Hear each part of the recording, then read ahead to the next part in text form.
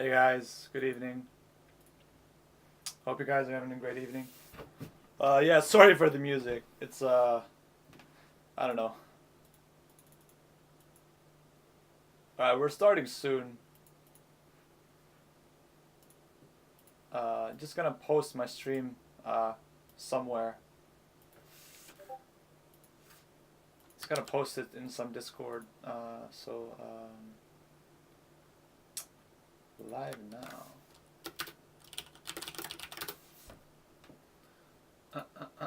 Let me see. Just me send a message. So it's simply a markdown thing.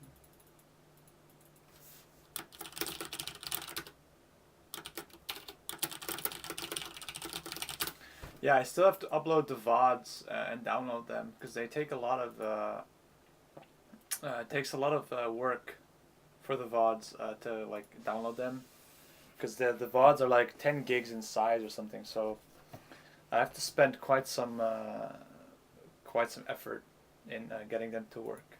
Okay, so we have 3 people tuning in. That's more than enough for me to start streaming. Of course, so I'm gonna get rid of the break screen here.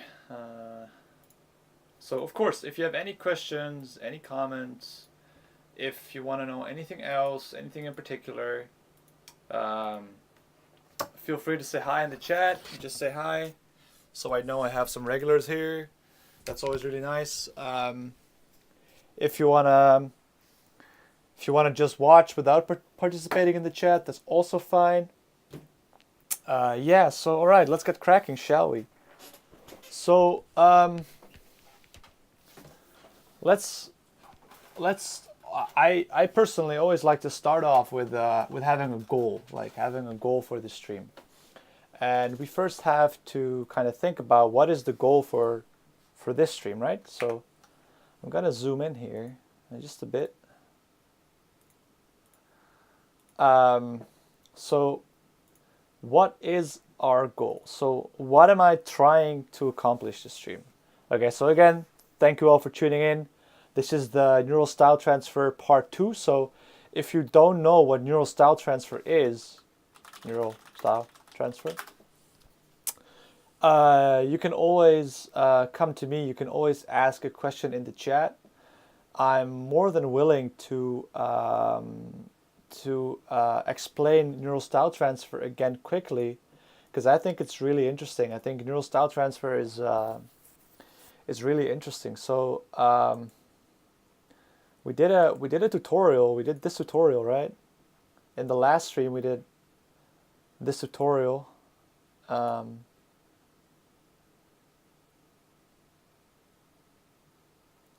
We did not do this tutorial. But the main idea was that you take two images, one with style and one with content, and you combine them.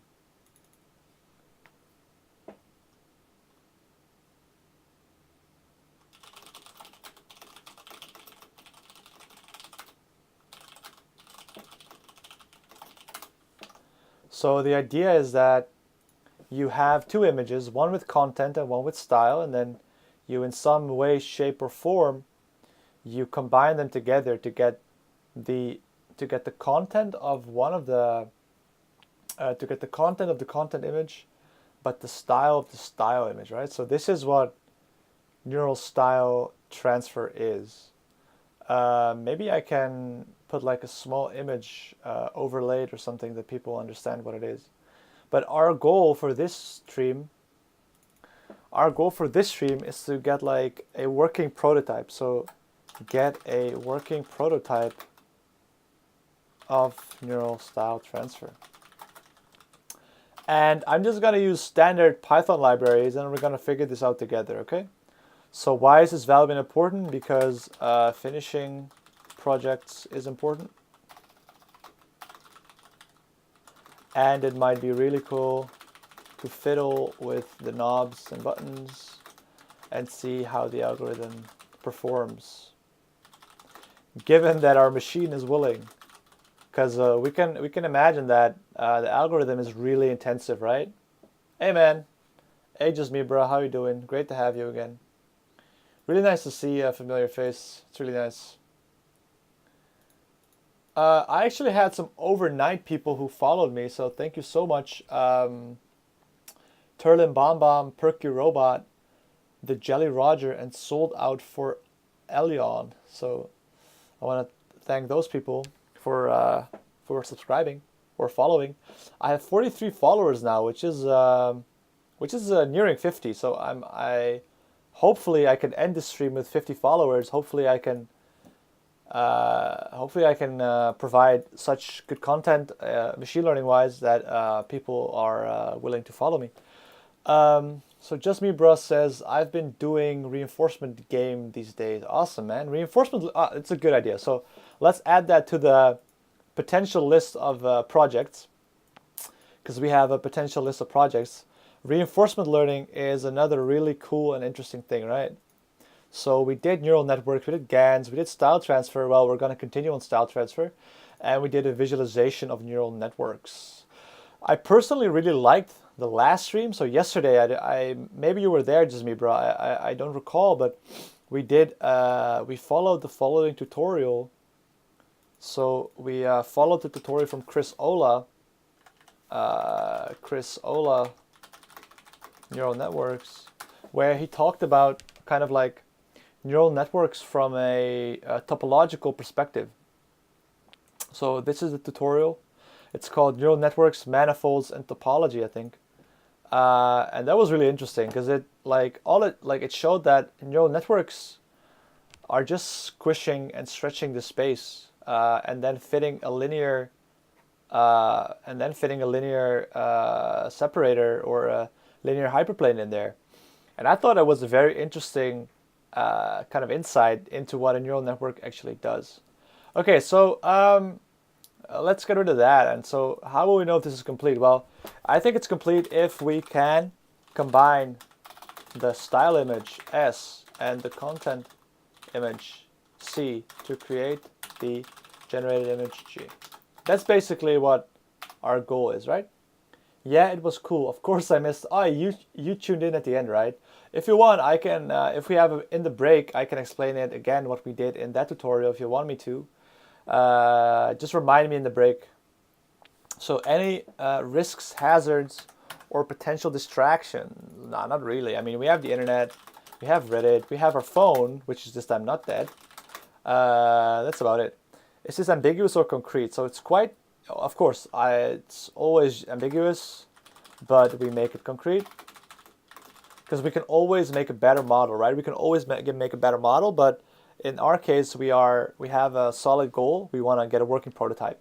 And in all honesty, that's gonna probably, even with all the libraries and the tutorials available, I predict it's still gonna be really rough. So Anything else noteworthy? Yes, I got my motorcycle license today.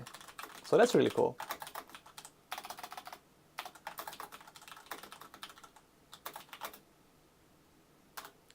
So it was really nice. I passed my motorcycle license exam, and now I can. I have to get my driver's license, and then after that, I can drive on my own, and that's really exciting. It's also really dangerous, but yay to me, I guess. So I'm gonna set a timer for 45 minutes, and we'll get cracking, right? All right. So timer's set. I'm gonna have a quick sip of tea here. Okay, what is the one thing I want to accomplish? So our goal is to get a working prototype of the neural style, right? And it's infeasible to think to be like that ambitious and program in our own. That is just too ambitious. There's just too much layers, too much math. That would take at least like 4 streams. I might do that, but honestly, I'll probably get bored of it. So what do we want? So we want to search for different tutorials and pick out the one that looks most promising. And then promising in the sense of being feasible within the stream, which is probably gonna be 4 or 5 sessions of 45 minutes. And that will give us the result that we want, right? Because we're looking for, basically we just want to do style transfer. So if I were to finish this task, what is another task I could do? Another task I could do is I could start working on the, right? Tutorials is how you learn, and you should try to really learn as much as you can. So how will I start? How will I get started? Let's start with a simple Google search, right? Many things in life start with a simple Google search. Maybe that's another life advice right there. What hazards are present? Well, we outlined them above already. So we have the internet, we have our phone, we have Reddit, we have, I don't know, maybe bathroom breaks. I can't really count this as a hazard, but all right. In general, the internet and your phone are most, oh, thank you so much, Planitia 2. Thank you so much for following. I really appreciate it. Like, I really, really appreciate it. You're my 44th or 44th follower. And I really appreciate that because I have a follower goal of getting 50. So I hope that at the end of the stream, I won't get my hopes up because I like Murphy's Law. So if anything can go wrong, it will go wrong. But I really appreciate it. You got to know that I really appreciate the follow because it motivates me to stream more often, and provide you guys with more content that hopefully you guys find useful. So this is for after the session. Yeah, so let's get cracking, right? So simple Google search. Google search. Okay, neural style transfer tutorial, I guess. Neural style transfer tutorial. So we did this tutorial. Oops, I pressed shift on accident, but that's fine. So we followed this tutorial from start to finish. If there's anyone that wants a recap on style transfer, that wants a recap on how it works, what the deep insights are, or even if you want a recap on convolutional neural networks or just convolutional networks, feel free to like post a chat message because I'm really willing to explain it again because I just like explaining stuff. So if you want a quick primer or a refresher about what we're gonna do, either in terms of neural style or convolutional neural networks, just give a shout out and I will get back to you. So style transfer at its core is the following. You have 3 images. Well, you have 2 images. So you have an image with something you want to, with like content, with stuff. And then you have a style image which has stuff but also has a particular style. And you want to combine those and generate an image, like you want to generate this image in this style. And I think personally that this is really cool. Yeah, I just think it's really cool. So that was basically my main motivation because it's just insanely cool. This thing only has 70 claps, which is kind of insane because this tutorial is pretty good. And I have seen like Medium articles which have like 2000 collapse, and they were really bad. So we went over the architecture, which I'm not going to do again unless people want me to. Then we went over features, the loss function, and then we went over the gram matrices. And then here we have, so now what's next, right? So moving forward, you can add them, use any optimizer, sure. I hope my explanation was enough. Now you can dive into the neuron styles code. I'll go through each of the line of my code and properly dissect it, but the pseudocode kind of sums it up. So, so this is kind of pseudocode, right? This is kind of cool. So I think maybe we should go to part 2, which uses TensorFlow and PyTorch. So let's see, maybe we should go for a fast neural style transfer because our computer, so I'm running this from a MacBook, right? So you guys will, so let's see if we can get this working. Okay, so this uses PyTorch, and in all honesty, I have never used PyTorch, but I'm confident we can work this out together. Fast neural style. So I'm going for fast because we want to get a working prototype, where the working prototype is like, it has to be fast, or because our, so this is cool. This is cool. So let me zoom in here. I'm gonna zoom in. Zoom in. So, because I'm kind of blind. So, okay, this code base is no longer maintained. Please use the code base from PyTorch examples repository. All right, so let's go to PyTorch. Contains a PyTorch implementation for artistic style transfer, so which is the same as neural style transfer, right? The algorithm can be used to mix the content of an image with the style of another. For example, here's a photograph of a door arch rendered in the style of a stained glass painting. That's really cool. Disclaimer, blah, blah, blah. It uses a pre-trained Caffe2 VGG model. So use a pre-trained PyTorch VGG Caffe. So I'll have to look up what those words are, because so I'm afraid that we're gonna have to use pre-trained models here. All right, neural style. So this is okay. So this model uses the method described in perceptual losses for real-time style transfer and super resolution. So machine learning is also just a bunch of difficult words, which I'll try my best to kind of poke a hole in. But if there are any words that you guys think are like difficult,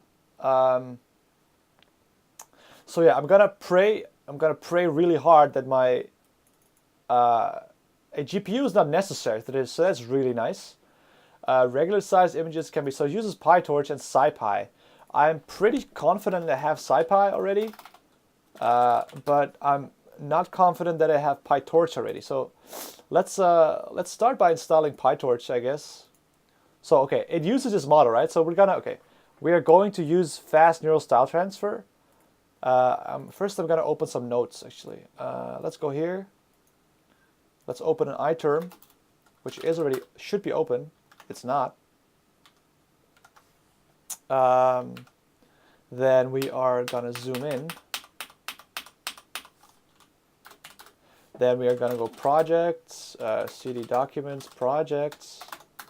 And then we have the style transfer. So we're going to cd style transfer. And then we already had some notes. But I might want to make a new one.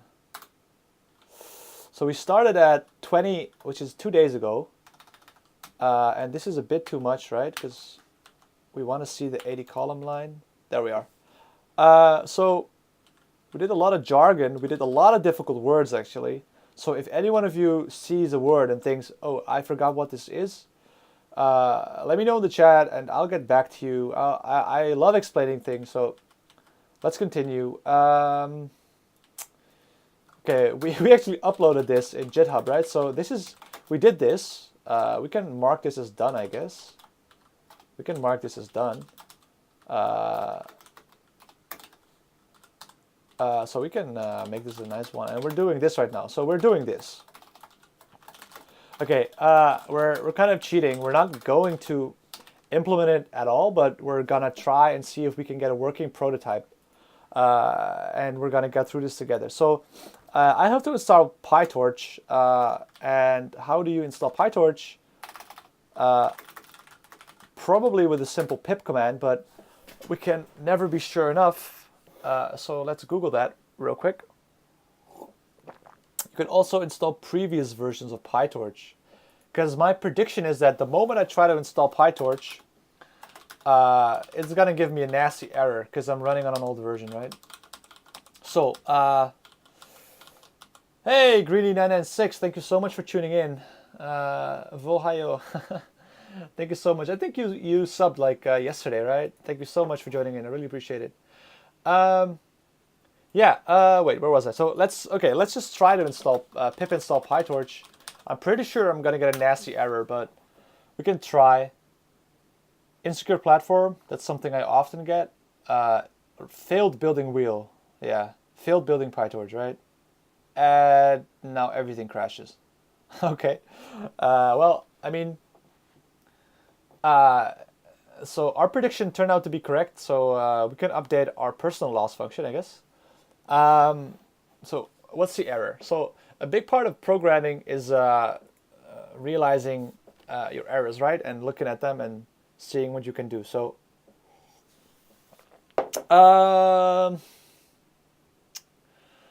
let's see. We have an insecure platform warning. Okay, I'm gonna write down all the warnings I get. So Vim readme. Okay, so warnings or errors. So pip install, like doing like pip install PyTorch results in an error, obviously. But what kind of error? The error we get is an insecure platform warning, but that's not really like, I think that, okay, so we get an insecure platform warning, but I don't think that's really. Turlin Bomb, thank you so much for tuning in. I think you subbed overnight, right? So thank you so much for following. It means a lot. I'm shooting for 50 followers, and we have 44, so we need 6 more. You probably will need Python 3. Oh, really?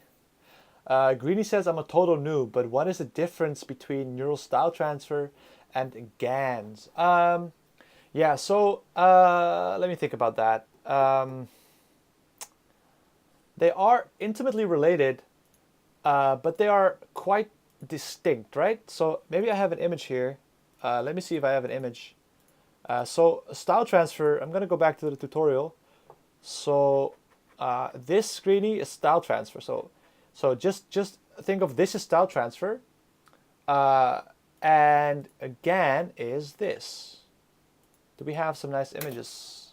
I still have to program in again as well. I'm so sorry. This is words, numbers. I think we had a nice write-up. So in my book, in quotation marks, we have an image, and this is a GAN. No, this is a GAN. So I'm gonna open this image real quick. So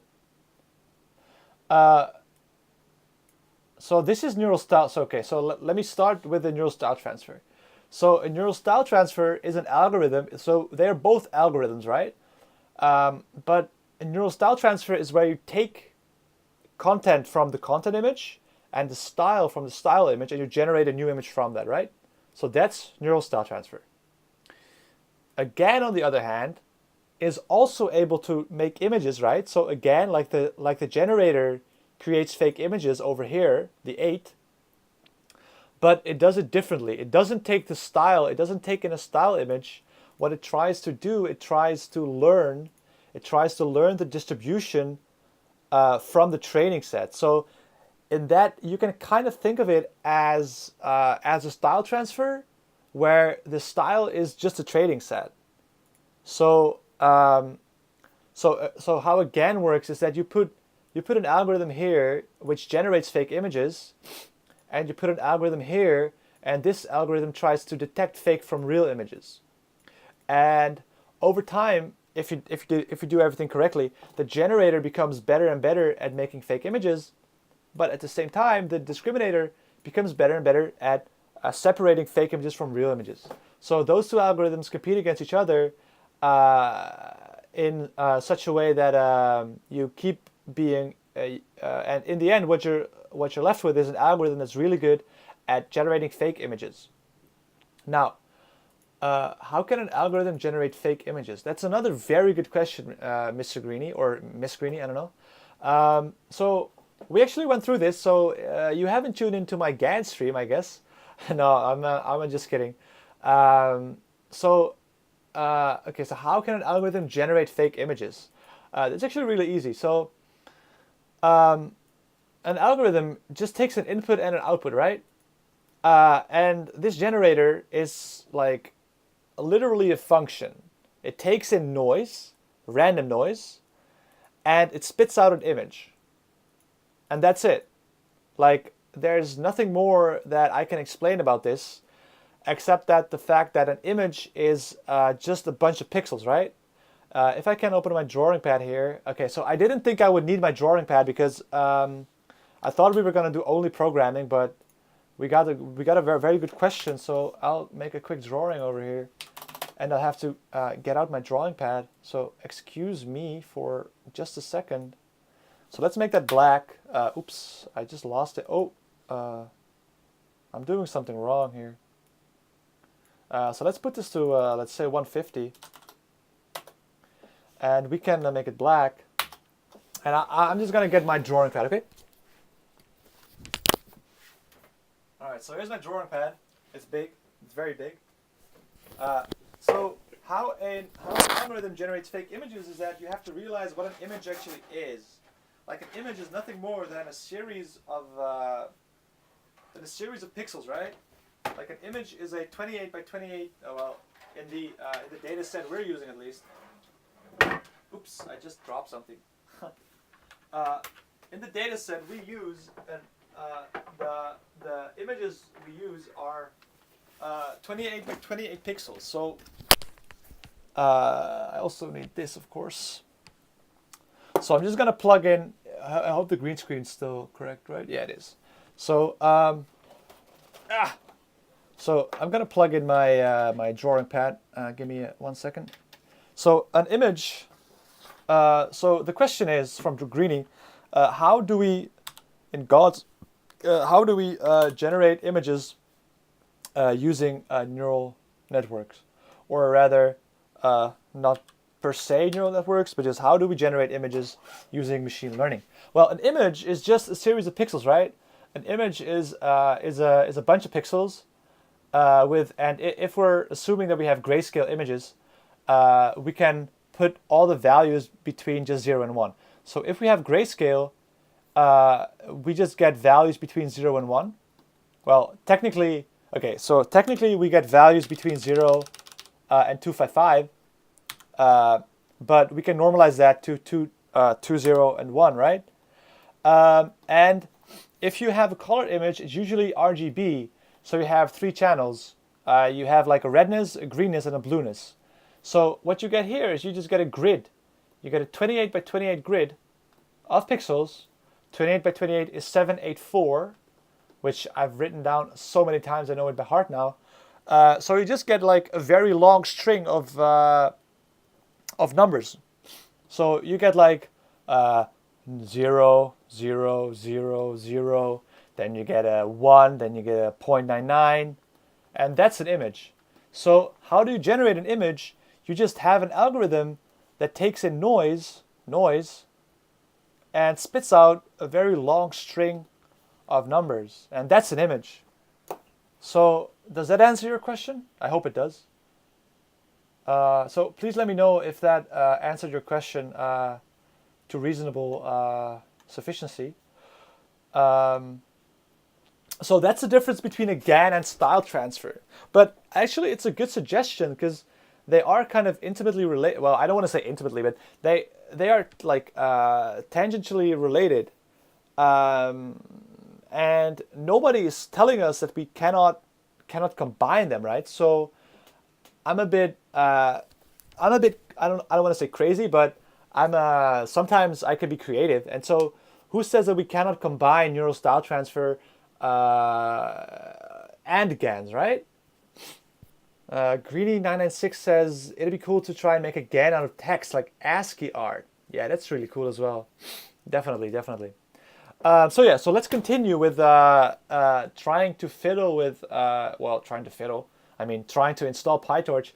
Someone said that I would probably need Python 3, so I'm gonna pray that that's not the case.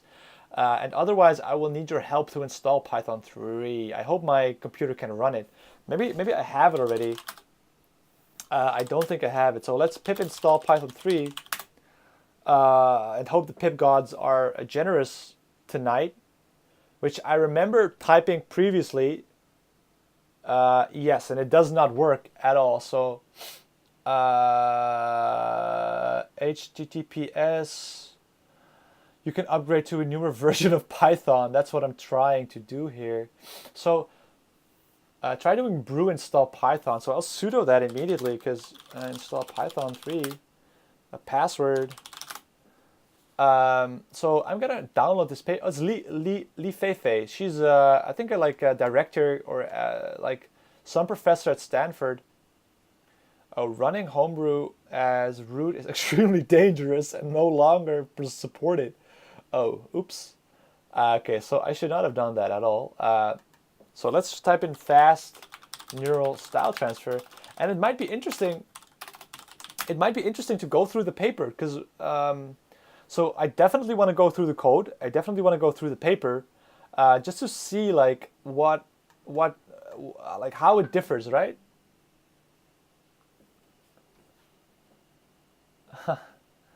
Yeah, so I tried running Homebrew, so I'm having a lot of things open right now. I tried running Homebrew, which didn't work, so brew install Python 3, so maybe it works when I don't sudo it, but so it gave an error because I was running it as sudo. LionDecker77, hey man, I saw you last night as well. Thank you so much for joining in again. I really appreciate it. The many patterns properties in certain images, which are datasets themselves, can be learned.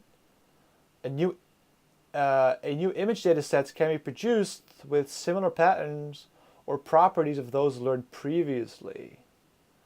So what you're saying is that you want to use a data set, and then you want to generate a new data set from that data set. Yeah, definitely. That's cool. That's cool. I might want to try doing that thing with ASCII art and GANs. It's also cool, man. Yeah, we're coming to so many new project ideas that we almost just don't have enough time to do all of them, right? There are so many cool things so many cool projects. So I have another, I don't want to say another project, but I have another idea. So I have this thing called Brain AI. Is it open here? AI Brain? Google Docs, Brain AI? Yeah, I haven't opened it here yet. Hey, Greeny, the fact that something is done doesn't mean that you can't do it again, right? Like if you do something, and I'm really sure you'll come at something and you think, hey, wait, why do they do this thing? I would do it in this way, or you might get another idea while you're doing the project, right? So doing a project a second time can be really helpful and fun as well. So I should probably drag this to another screen because otherwise I might incriminate myself. I don't know with what, but there probably is something embarrassing over there.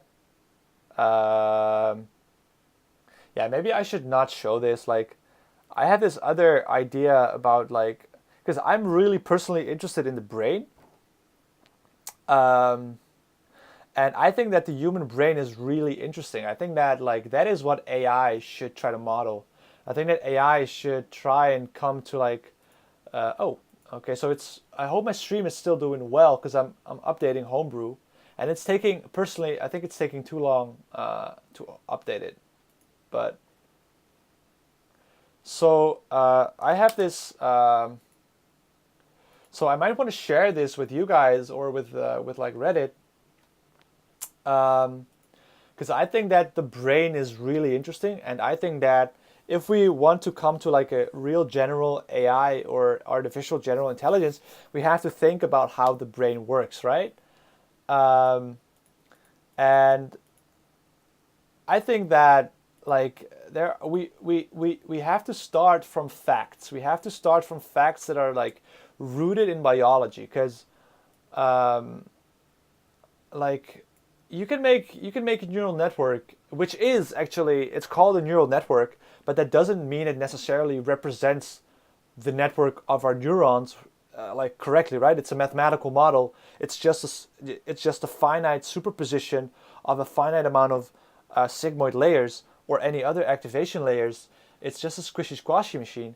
So we have to start from facts, right? So I wrote down some facts here, and I'd love you guys to like contribute, or I'm gonna post this on Reddit, on the machine learning subreddit, where we can gather as much facts about the brain as we can, right? So I had some things like the brain consists of cells, right? It sounds really redundant, but I mean, I'm not a neuroscientist, so this kind of stuff is new to me. So I also had another one. So I think just like the brain grows and deteriorates, um, just like the brain grows and deteriorates, our sensory organs do too. But I think that if you use the facts and you can make inferences from that, right? So you can make certain inferences from the facts, and I think they are very important. So, for example, from the fact that the brain grows and dies, from this you can infer that the architecture is non-constant, right? So every other machine learning algorithm right now, it takes the architecture to be constant, non-constant. So if you look at the neural style transfer model we did, right? We took the VGG16, I think, yeah, VGG16, and this is the architecture. We have the image, input image. We have two input layer. We have two conv relu layers. Then we have a max pooling, and again we have two conv relu layers. Then we have another max pooling. We're just stacking layers and layers and layers on top of each other, but like our brain doesn't work this way, right? Or maybe it does, but I think that the architecture of an algorithm that really accurately tries to model the human brain should be non-constant. It should be constantly evolving. But if this kind of talk bores you, please tell me in the chat, and I'll get back to trying to program in. Okay, wait. So I got a message here. Lion Decker says style transfer using GANs. Okay, I'm gonna check that out. A psychogan, awesome. And then Greeny says no genetic algorithms. In what context again? I kind of missed the context here. Excuse me. And then Greeny says, what is Superwork? Superwork is my productivity tool, which I don't want to say I designed it myself. It stems from something called ultraworking. And ultraworking is just a beefed up Excel spreadsheet, which keeps you focused. But I tried to use it, and there were a lot of things that I didn't like about ultraworking. So I took the liberty and made it into something I personally would use. But I mean, I can't call it ultraworking because that's their trademark, and I don't think it's necessarily better. So what comes before ultra? Before ultra comes super, right? So I turned it into superworking, and I've been using it for quite some time now. So I've been using it way longer than this thing suggests. But it keeps me focused because it forces you to think about what you want to achieve, what the overarching goal is that you want to do in your work session, right? And it gives you kind of intermediate rewards and reflections, which personally keep me on track. Like, it works for me, and I'm currently the only one using this. So yeah, that's Superwork. V2. Greeny says, aren't genetic algorithms not constant? I don't know. That's my answer because I haven't studied genetic algorithms. I've studied them like a bit. Don't upgrade to Python 3.7. It's too new. 3.6 is better. Okay, so how do I upgrade to 3.6 instead of 3.7? Could you help me with that?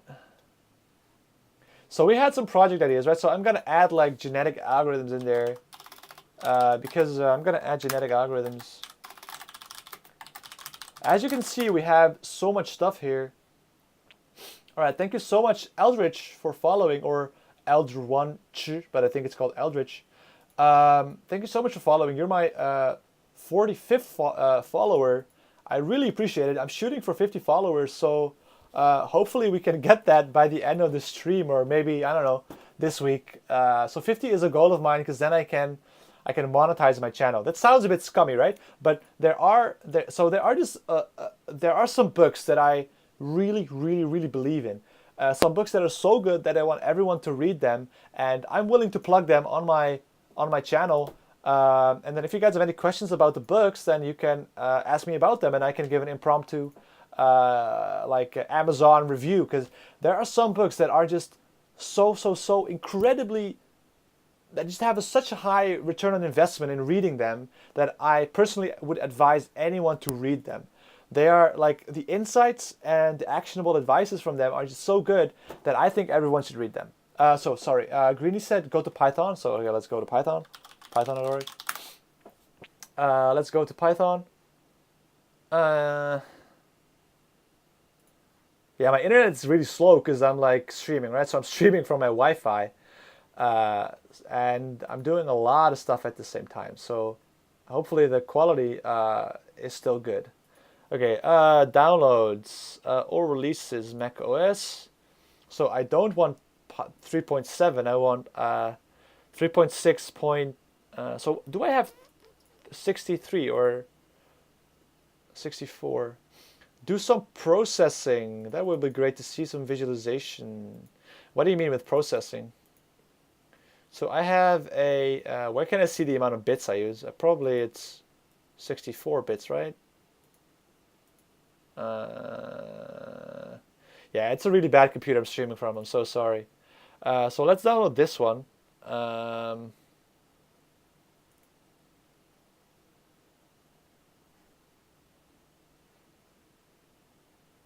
All right, so let's open that. And then processing looks cool. I want to do something with it. Okay, so now I'm curious. So what is processing? I vaguely recall it being some kind of library or language. Processing is a flexible software sketchbook and language designed for you to how to code within visual arts. Oh, that's awesome. That's really cool. Like the thing with P5. All right, so I'm going to install this, and I'm going to have to read this very carefully. Python programming, idle, 2 variants changed.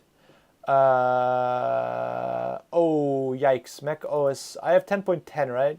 I'm going to keep this open. I'm going to keep the system info open here. 10.10.5, so that works out. So let's continue. We should read this, but we are going to scroll through it. They can coexist and will not conflict, so that's really good. That is really nice. History, Guido van Rossum worked at the, I think he worked at the, I don't want to say VU, but at the CWI. Yeah, Guido van Rossum is a Dutchie, is a proud Dutchie as well. Yeah, I should click through, I know. So, okay, agree. Yeah, it takes 100 MB, that's quite a lot actually. Sure. Dude, it's fine, just click through. And don't look at my password, guys. And we are installing Python. So, writing files. So thank you all guys for joining me. I hope you guys are having a great time. I'm having a great time. I'm shooting for 50 followers today, so if you guys haven't followed me yet and you want to follow me, or I mean honestly, if you want to see more of this kind of content, right? So feel free to follow me. Feel free to not follow me either. Yeah, so we're doing neural style transfer today for those who just joined in. And we explained neural style transfer in the previous stream. So if you go back to my VODs and you watch stream 7, we go through style transfer. Oh, my mouse is bugging out. That's interesting.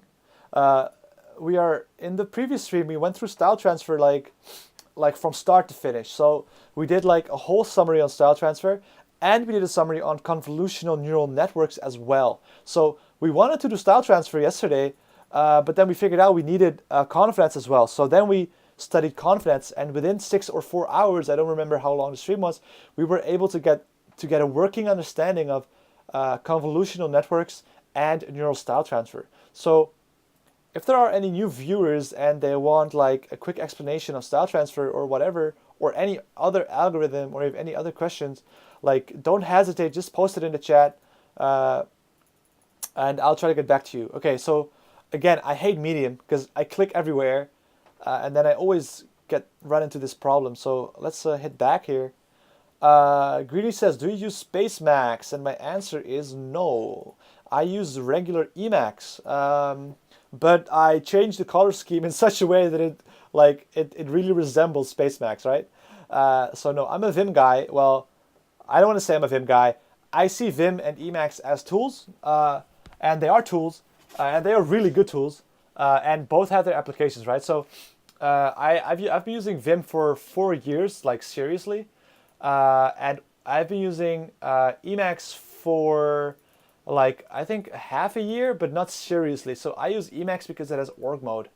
That's the only reason I use Emacs. I really like the org mode, the whole org ecosystem, and I think it's really interesting for productivity. So in all honesty, I haven't used it that much because it feels like I'm productive enough with the superworking thing I invented, like I derived, right? But yeah, org mode I think is really cool. Like just look at how cool this is. Let me make a checkbox, and then you have a thing, right? And then you can check it, right? How cool is this? Wait, why doesn't it work?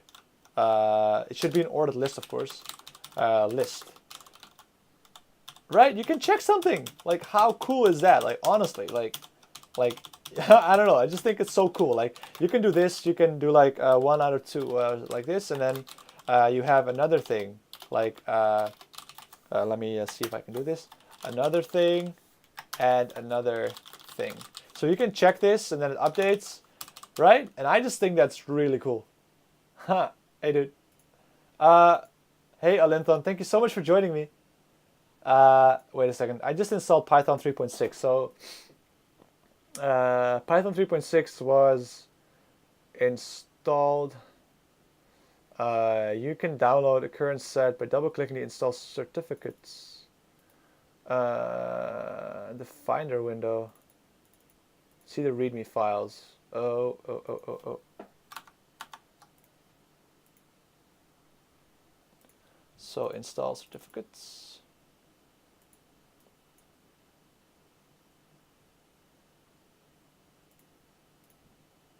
Okay, so now Python 3 should work, right? Now Python 3 should be fine. I'm gonna remove this. So if you guys have any other suggestions for future projects, let me know. Yeah, so I wanted to read clean code. I wanted to do pattern recognition. I kind of want to learn Pygame as well, because Pygame is very useful just making like small prototypes, right? Pygame. It can be useful to make small prototypes of stuff. Oh, OpenCV is another thing, another library I want to learn. So there's a lot of stuff we can do. So we did that. Okay, and now we can install pip install PyTorch, I guess. Let's see if this works. Okay, it still gives an insecure platform warning. It fails to build the wheel.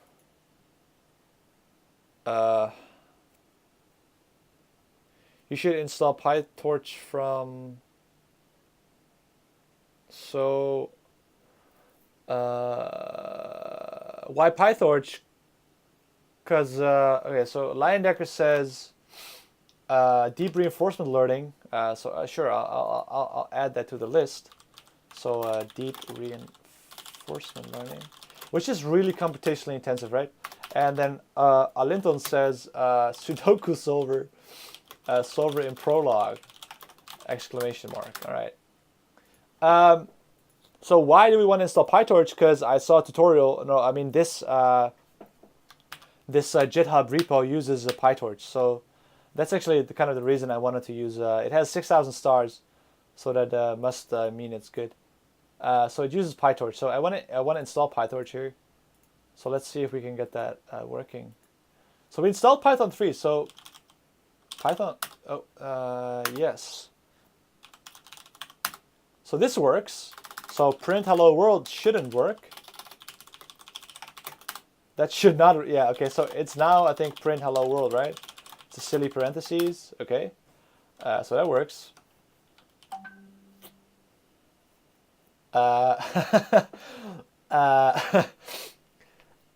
Just me says Pygame, awesome. Then Greeny says, have you ever heard of Google Colab? You can forget about computational intensity nowadays. All you need is a Google account, really. All right. I think I've toyed around with the Google Colab notebook once, but I haven't used it. But I think you kind of sign over all the rights to your code, right? I think you can use their servers, and then they basically own all the ideas in the code, which of course is a good compromise, because if they provide such computational power, right? Then okay, so I want to install PyTorch. So this is true. This is true. Package pip, I guess. Pip 3 install torch vision. Oh, okay. Pip 3. That works. Pip 3 install torch vision. So let's see what error we get now. Greeny says no, lul. No, lul for what?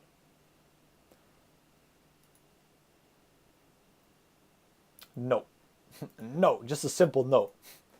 Okay, I'll Google that for you. Google Colab. Excuse me. I think I should have a break soon, right? Wait, where's my timer? I think we have a scheduled break in pretty soon.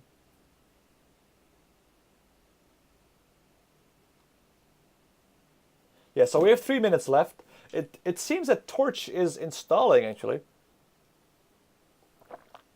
So it's a free K80 GPU, no rights to sign over anything. All right, that's awesome.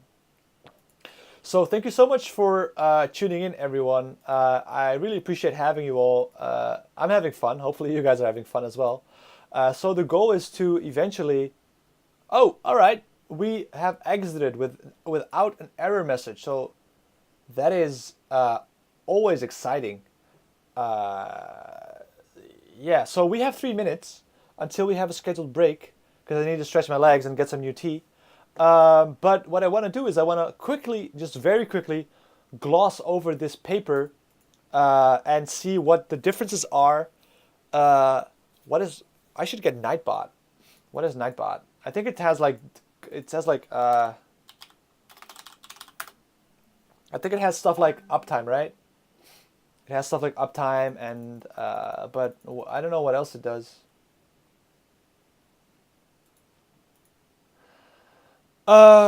So I was gonna look at something here. Oh yeah, I was gonna open the paper. So this is, I don't want to open it with Skim actually. I want to open it with Adobe Reader. I think something just fell. No? Okay. So let's go through this. Okay, so I'll try to get Nightbot in the break. So you can have it repeat messages in chat like your follow goal. Oh really? That's really awesome. Okay, so first thing you do is you always look at the authors, right? So this woman is very important. She has done a lot. I think she was Andrej Karpathy's supervisor. So, I mean, of course, you don't want pedigree to affect your judgment, but at the same time, you can use it as kind of a proxy of the quality you can expect of a paper. So let's start with the title. The title is Perceptual Losses for Real-Time Style Transfer and Super Resolution. All right, so I'm going to keep a document close by, so we can write down any difficult words. So let's see, how did we did this? We did this with so let's perceptual losses for real time, etc. All right, so let's see what we can do here. So abstract. Okay, we're gonna be very ruthless, and we're going to strike through anything we don't care about. For example, this, we don't care about this. Okay, I'm gonna open it in Adobe Reader because I like that a bit more. Like Adobe Reader is a bit sharper on the eyes, but it has better tools, I think, to strike things through and stuff. So let's open the paper. There goes the timer, but even though the timer goes and we should take a break, I want to quickly go over the abstract because it's a good thing to. It's always a good idea to repeat stuff, right? So if we do it now and then we take a break and we go over it again, we might be able to understand it even better. So that's our goal. We're going to quickly go over the abstract and the conclusion. The introduction is probably gonna be too much. Yeah. So let's go over the title. So perceptual losses for real-time style transfer. Or so real-time style transfer. That is pretty interesting stuff. Okay, so abstract. We consider image transformation problems where an input of an image is transformed into an output image. Okay, so the idea or the key problem that they are trying to solve here, I can get rid of this, right? Yeah. What they are trying to solve is the following. So we have input image, then we have thing or algorithm, then we have output image. So that's the highest level we can get. Okay, interesting. So let's call it image transformation problem. So an input image is transformed into an output image. We can highlight this, and we can strike this. The rest we can get rid of that. So recent methods for such problems typically train feed-forward convolutional neural networks using a per pixel loss, okay, between the output and the ground truth image. Okay, so yeah, that is in general what the methods do. Parallel work has shown that high-quality images can be generated by defining and optimizing perceptual loss based on high-level features extracted from pre-trained networks. Okay, so parallel work by optimizing perceptual loss based on high-level features from pre-trained networks. So this is the perceptual loss, right? So let me highlight this and let's strike through this. So the key thing here is that we are contrasting the perceptual loss versus the per pixel loss. And I kind of like, you always want to have a healthy dose of skepticism when you read anything, right? But in my personal opinion, my intuition says that this makes more sense. Humans don't necessarily look at pixels. They look at like the gestalt, so to speak. That's, I think, a German word for like the overall feeling of an image, right?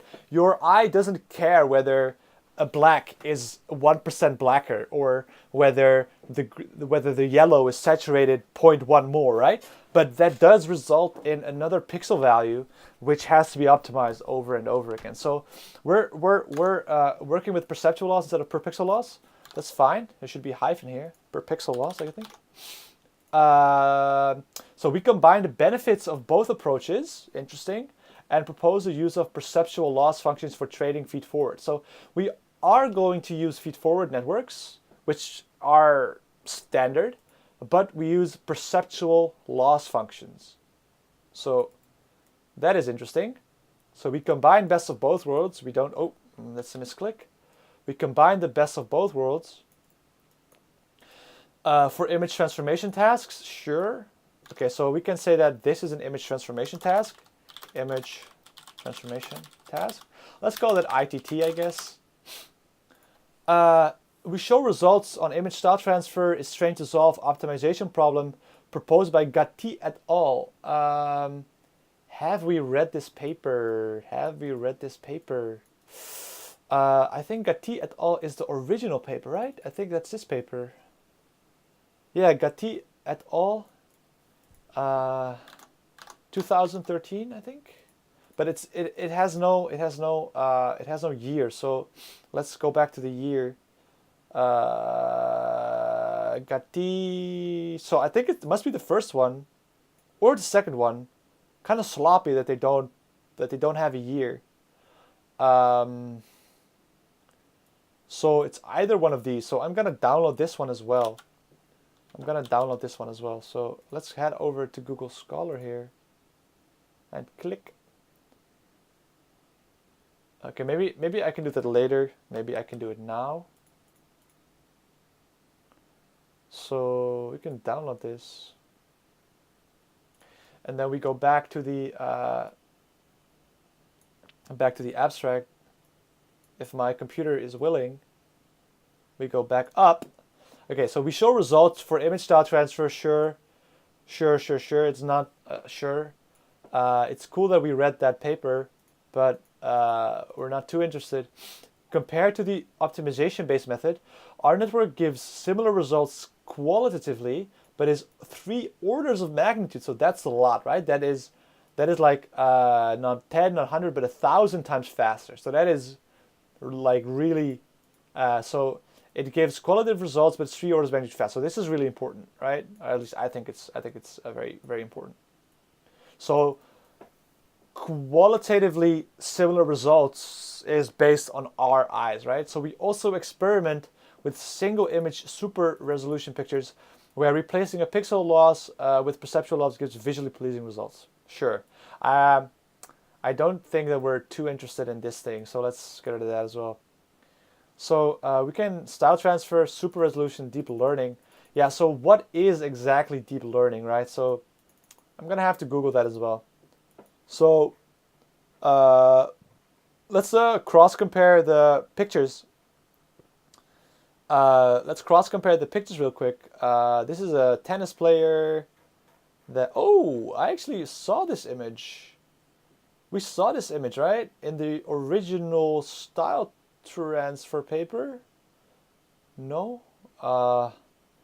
We did this image. Okay, so this is just Starry Night. It's Starry Night. This is probably Picasso. What else do we have? Starry Night, Picasso, the Hokkai's something wave, and this is Kandinsky. I like Kandinsky as well. The Simpsons. So this is really cool, right? Okay, so let's go to the conclusion, and then we're gonna take a quick break. So we are going to the conclusion. We're gonna read the conclusion, and then we are gonna take a quick break. So in this paper, we combine the benefits of feed-forward image transformation and optimization-based methods for image generation by training feed-forward transformation networks with perceptual loss functions. So, so what she writes is that she uses best of both worlds, feed-forward networks in combination with optimization-based methods. We replace a per pixel loss with a perceptual loss, and that gives good results, right? We have applied this method, dramatically improved speed. So drastically improving speed is important. We combine best of both worlds of feed forward and optimization based methods. So this is kind of like so by training feed forward transformation networks. So this is the key of the paper, right? More than one is deep. Yeah, that's true. So we have applied this method, super single resolution, better construct fine details and edges. In future work, we hope, okay, colorization, semantic segmentation. So colorization is an interesting thing, which I can add to the future project. So colorization and image segmentation. Of course, a lot of work has been done already, especially by Facebook. I think Facebook has done a lot on the image segmentation part, which I memorized. That, like, I recall that I've seen like some of the things there. So then we go to semantic segmentation, And we also plan to investigate the use of different loss networks to see whether example loss can be trained on different tasks. So this is kind of like, this is like transfer learning, right? Okay, so in the rest, we're actually not really that interested at all. So we can just strike that through. And why I'm striking it through such that I don't get distracted by it the next time I read it. So you kind of want to minimize the amount of double work you're going to put yourself through, right? So of course you can always remove the strike through if you think, wait, this is actually important. But so uh, so yeah, colorization, segmentation. So the key here is that we are going to replace the per pixel loss, and we're gonna replace it with a perceptual loss function. That is the, so we have image transformation, which is just the input image. You do something, you get an output image, right? We use best of both worlds, so we use feed forward plus optimization based method. Okay, thank you so much for tuning in, everybody. If you like this kind of content, if you want to see more of it, we are going to try and program in, or at least we're not going to try and program in ourselves, but we're going to try and get this fast neural style to work. We're going to see if we can just generate some awesome image there. And we were doing that by installing Python 3 and installing PyTorch, which we actually got around to installing, right? We also, and then we went through the tutorial one time. So I'm going to quickly write that down. I'm going to write down what we did in our super work here. So what time is it? It's 6:30. It's 18:37. And did we achieve our goal? Yeah, I think we achieved our goal. Our goal was to search for a single tutorial that looks the most promising. Okay, so in all honesty, we only considered one tutorial, but it seems rather promising. So we did a lot actually. So we picked the fast neural style transfer as the tutorial we want to do. We installed PyTorch on my system. We installed Python 3 on my system. We also went through the original fast neural style transfer and got the high level idea of how fast neural style transfer neural style transfer differs from the regular neural style transfer. And it differs by introducing a perceptual loss instead of a per pixel loss. Okay, any distractions? My phone, a phone 1 or 2 times. Things to improve next cycle. I'm a very, this things to improve next cycle is very, I honestly don't know really what to improve. Maybe more coding, do the library stuff off stream. I have no idea. You guys tell me. Okay, so we're at the point where we're going to take a quick intermission. So we're going to take a very quick break. So I want to thank you all for tuning in. I'm having a great time. I hope you guys are having a great time as well. Thank you so much for tuning in. So next session of 45 minutes, we are this time really going to try and get the PyTorch tutorial working, right? So get PyTorch, get fast neural style transfer working. That's our goal for next session. But right now I'm going to take a break. I'm going to head downstairs and I'm going to make myself a nice cup of tea. So hopefully you guys want to stay here and hang out with me and do some machine learning, yeah? All right, I'll be back in 5 minutes or something just to stretch my legs.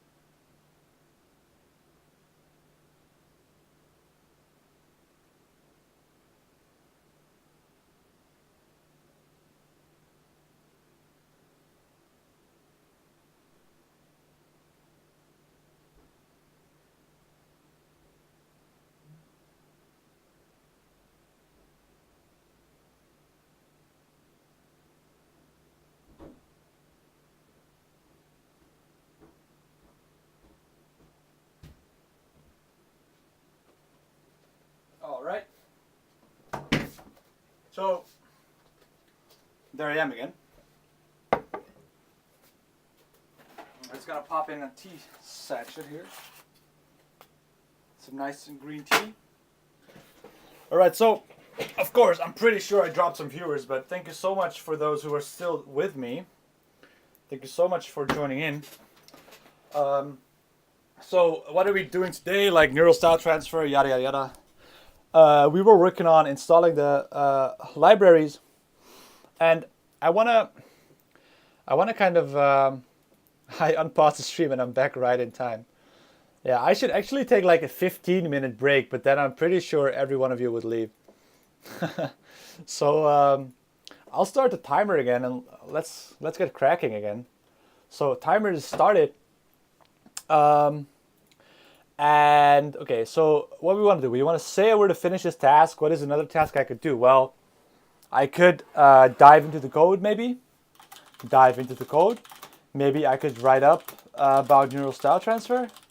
Maybe we could maybe speculate a bit and come up with some other crazy ideas. Yeah, but then my audio will get muted, Greenie. Like I played some really obscure song and then my audio got muted. Like it's like some bossa nova, like jazz instrumental, because I thought they wouldn't pick up on it, but it still got muted anyway. On YouTube Music. Yeah. All right. How will I get started? Well, continue, I guess.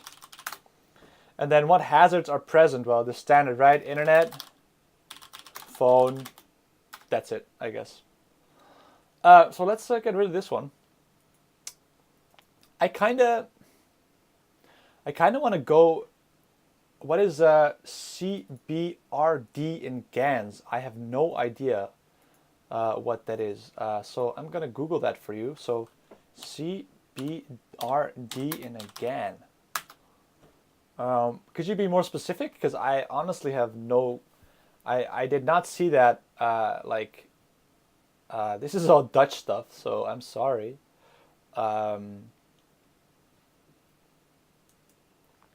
So let me see. So train.py.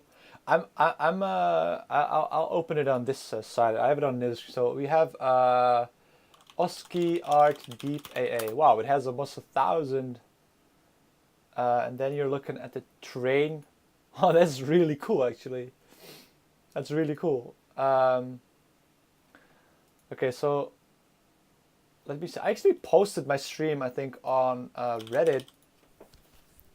I posted my stream on Watch People Code, so maybe I got 1 or 2 viewers from there. I hope I did. So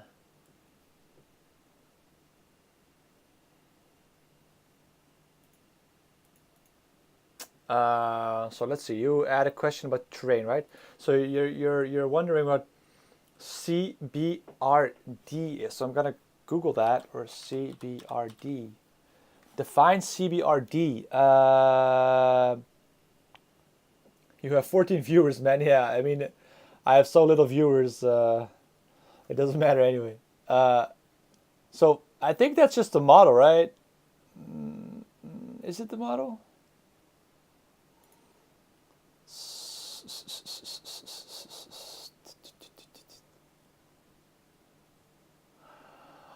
So wow, this code is crazy. Look at this. Look at how beautiful this code is.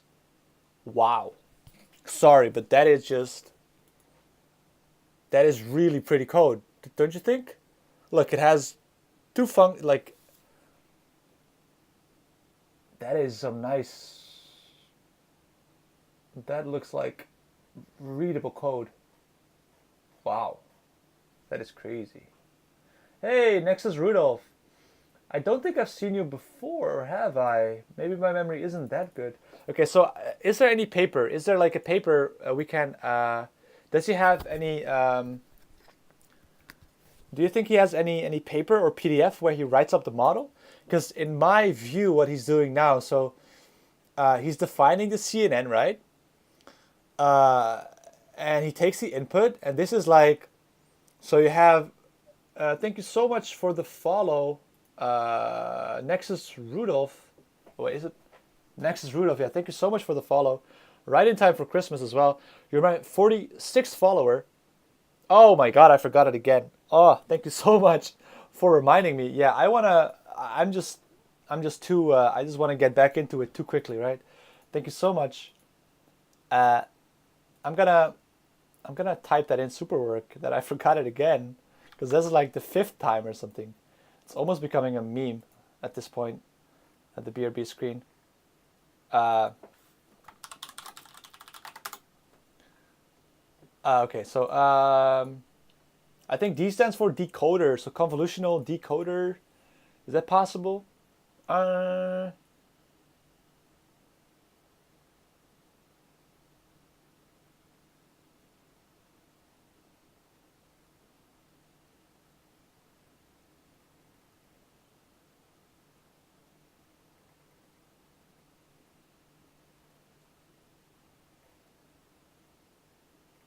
anyway, I just have to say that this code is really pretty, right?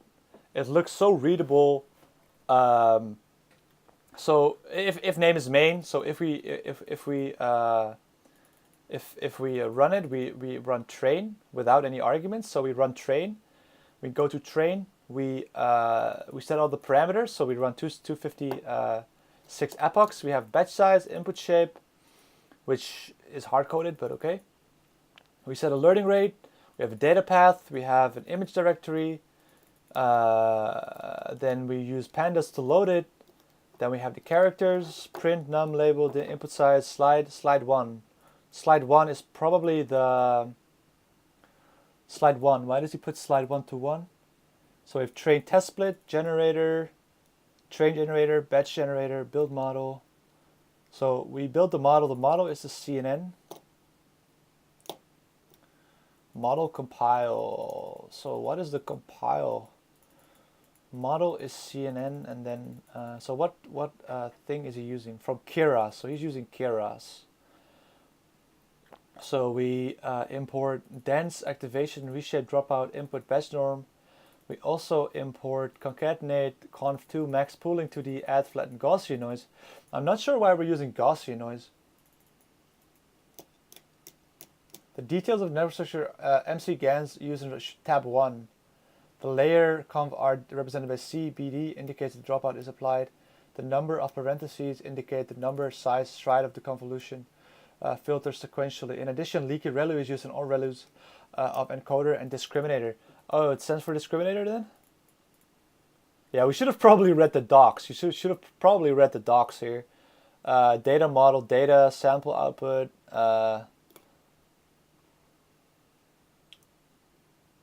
Learning, deep learning.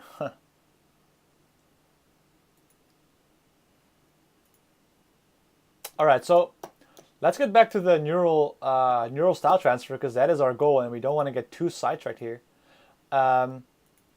So let's see what we can do. So we have PyTorch now, right? So batch normalization. Leyendecker, maybe you can explain batch norm to him, and I can go on with a tutorial. Yeah. So let's see if we can download the model here.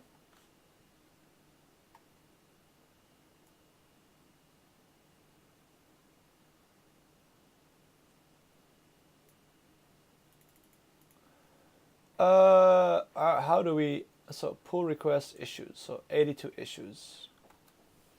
Saved models and examples can be downloaded from here. Maybe I can just, how do you download something from Git? Git clone and then this thing. So let's make another directory and call it fast neural style. And git clone, I guess. No, that doesn't work. PyTorch code. How do you download this stuff? Yeah, I'm sorry, I don't have too much experience with JIT.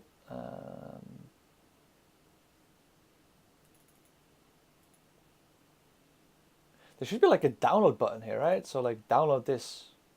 Why can't I see that? Oh, here. Oh no, we don't want to Do we want the whole PyTorch?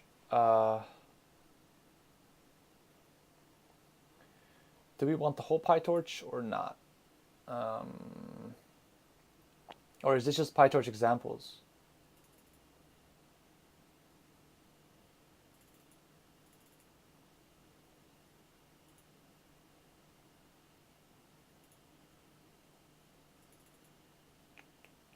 Okay, whatever. I'll just download it. I mean, I should work on my command line foo. I know. I apologize for being a noob on stream. So we can extract that, and it's only 6 MB. So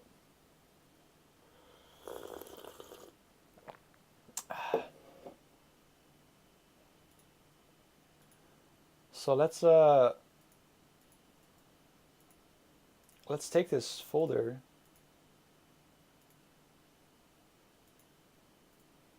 and let's copy that folder and then move it to the project's fast file transfer. And now my mouse is gone, but okay. And then we post it in here. We can delete this folder. The delete doesn't work on my keyboard, so move to trash. All right, so we now can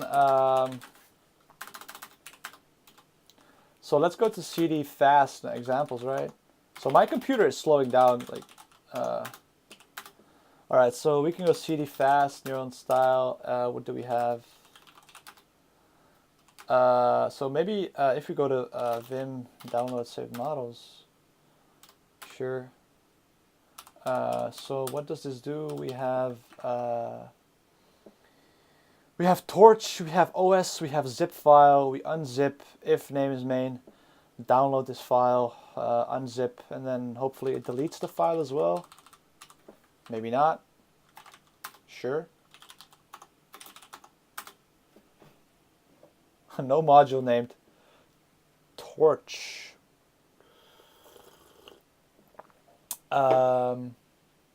So why do I run into this problem?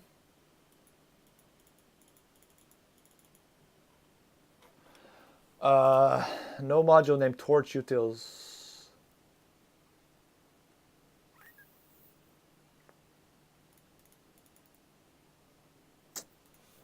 So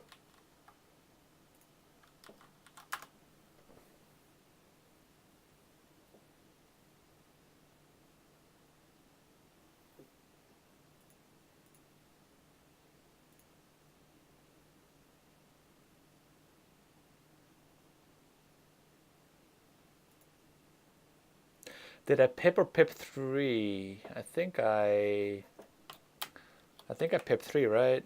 Let me see. Here, pip. Ooh, I pip install PyTorch. I pip3 installed PyTorch Torch Vision. I did pip3, yeah. I did pip3.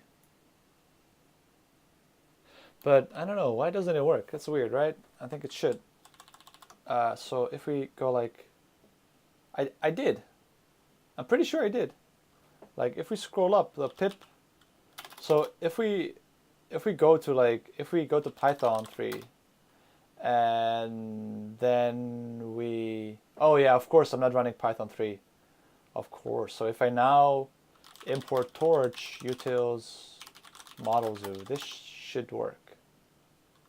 Okay, so I should use a Python 3, right? And then I can download saved files. Yes. I hope this is not in the way. I hope the goal is not in the way. Now I'm pretty sure it's not. So there you go. Okay, so I downloaded the models, and now we have saved models in zip, which is nice. And now we can read the README together.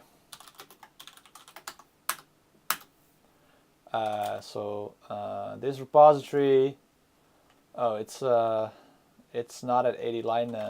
They don't care about 80 width. So let's read this on the web. Okay, so this code is no longer maintained, but this code is. So we are going to go into the fast neural style here. Okay. So usage. So the usage is as follows. We don't want to train the model. We just want to see an example, right? So let's quit this and let's go to a temporary file, I guess. So vim temp.md, because I just need to write some. So this is the command we're trying. So Python, I think it should be Python 3 then. Neural style pi eval content image, and then we have the path to content image, model path to saved model, and then output image path to output image CUDA 0. So we need to define like 3 things here.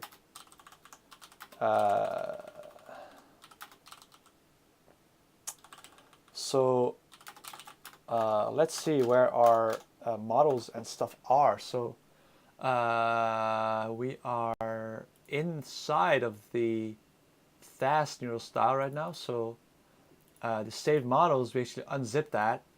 We unzip the saved models, and we have Candy, Mosaic, Rain Princess, and or Undi or Udni.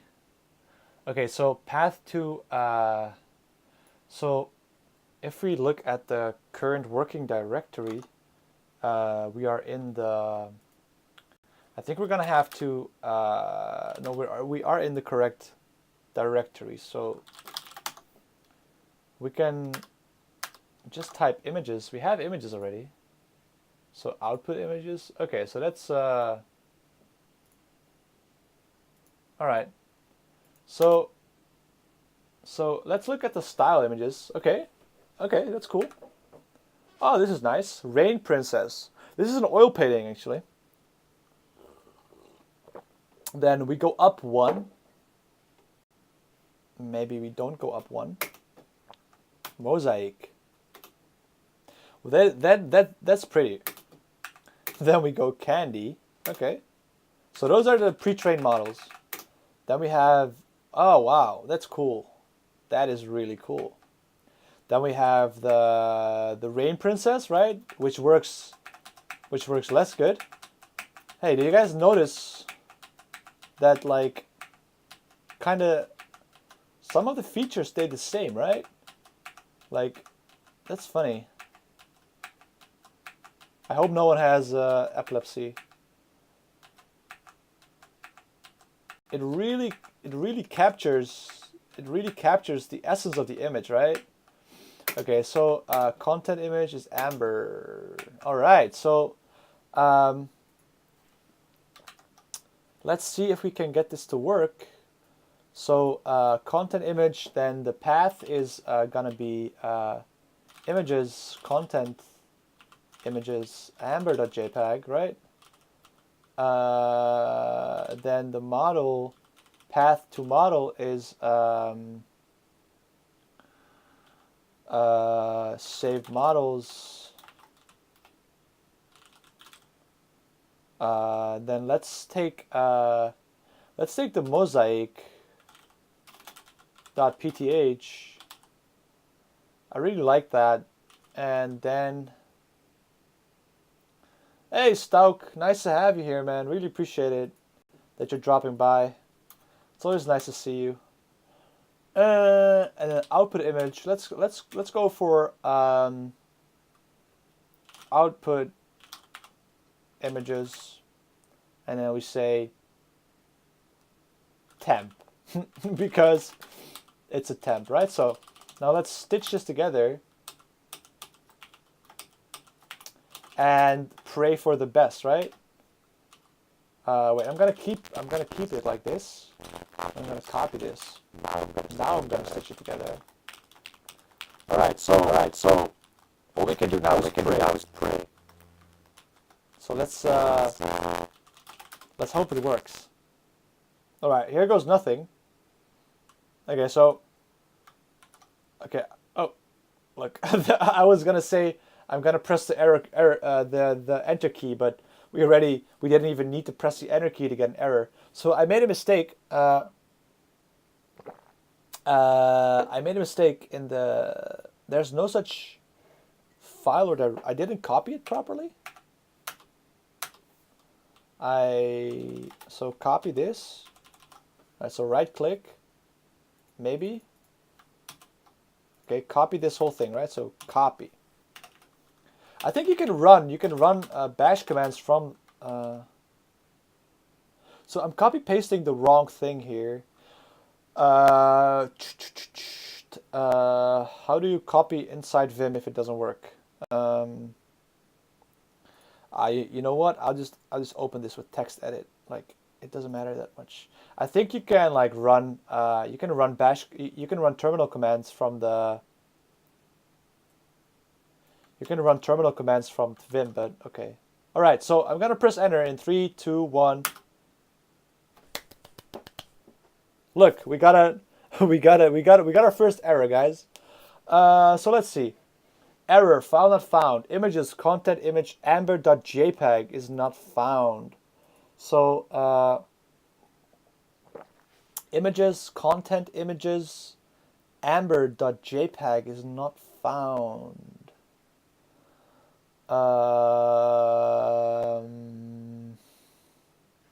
What is the... Does anyone see what I did wrong here?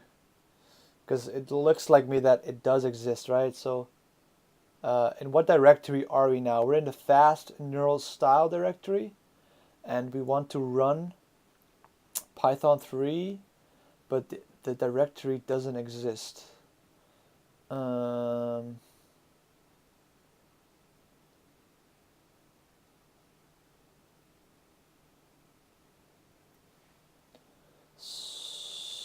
So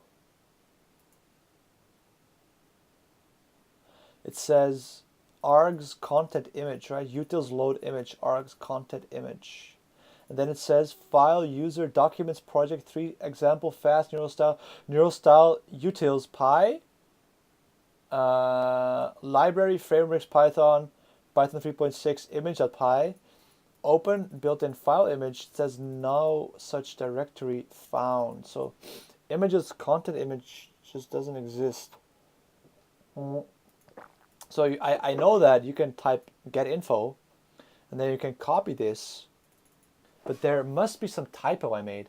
So images is correct, images, and then content dash images, amber, AMBER dot JPEG. Huh. Okay.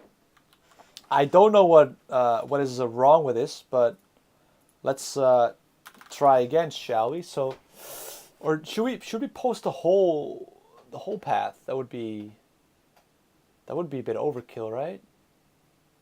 Using the whole path? That would be relatively overkill. That would be weird.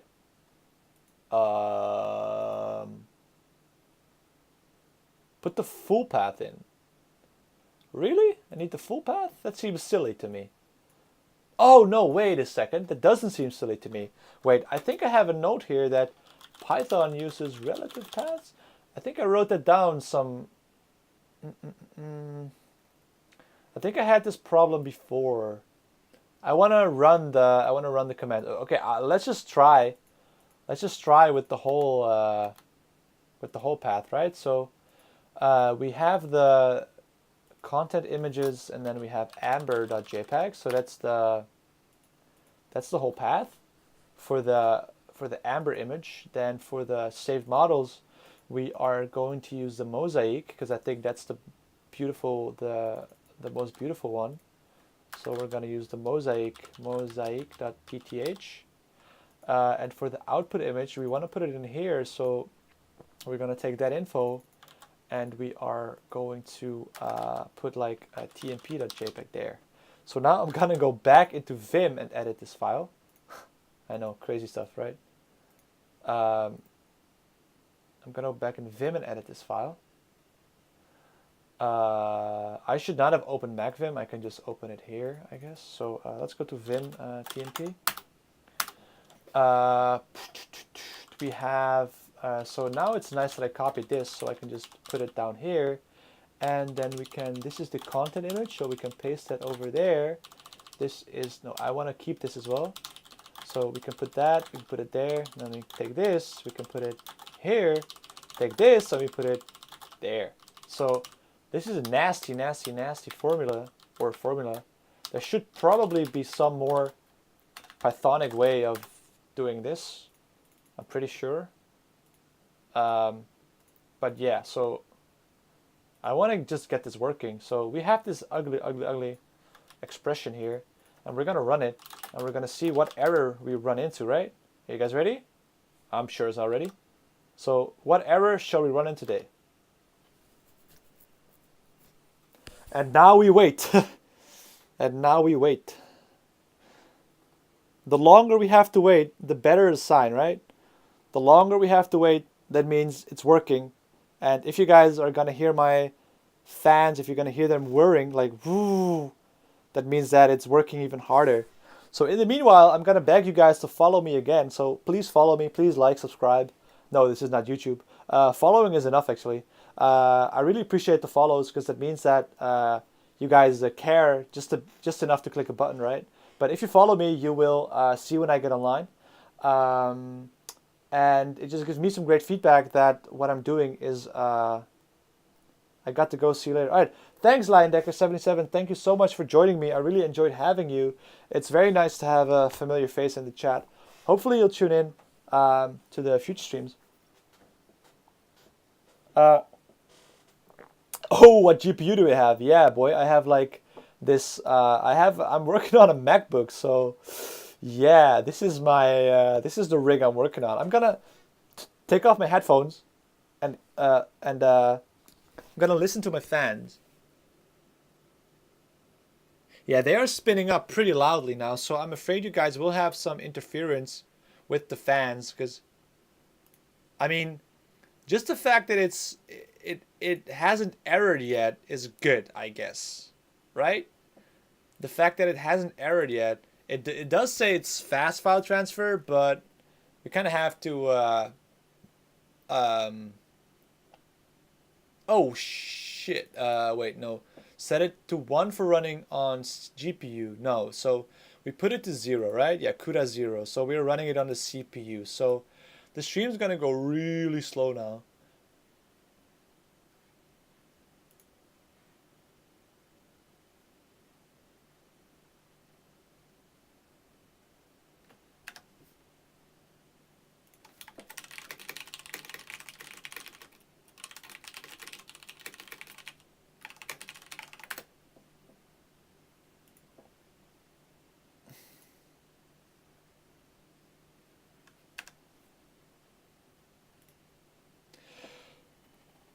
Uh,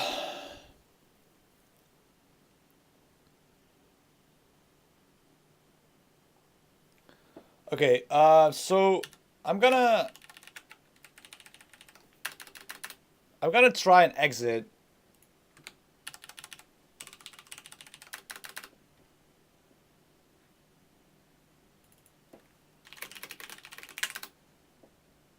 I'm gonna try and exit, and I tried Control C, I tried Control D, I tried Control K, because I remember that I think I do have a server laying around somewhere uh, that that I might be able to use and log into.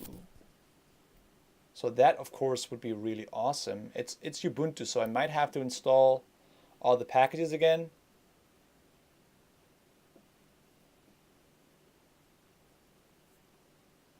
So it's not really exiting. So let's just let's be uh, let's be really dangerous here.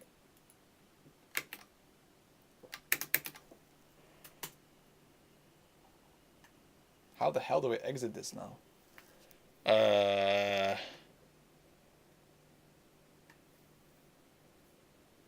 Okay, so I'm pretty sure that shutting down my terminal session does not stop Python from running. So I will have to go to the activity daemon, activity monitor.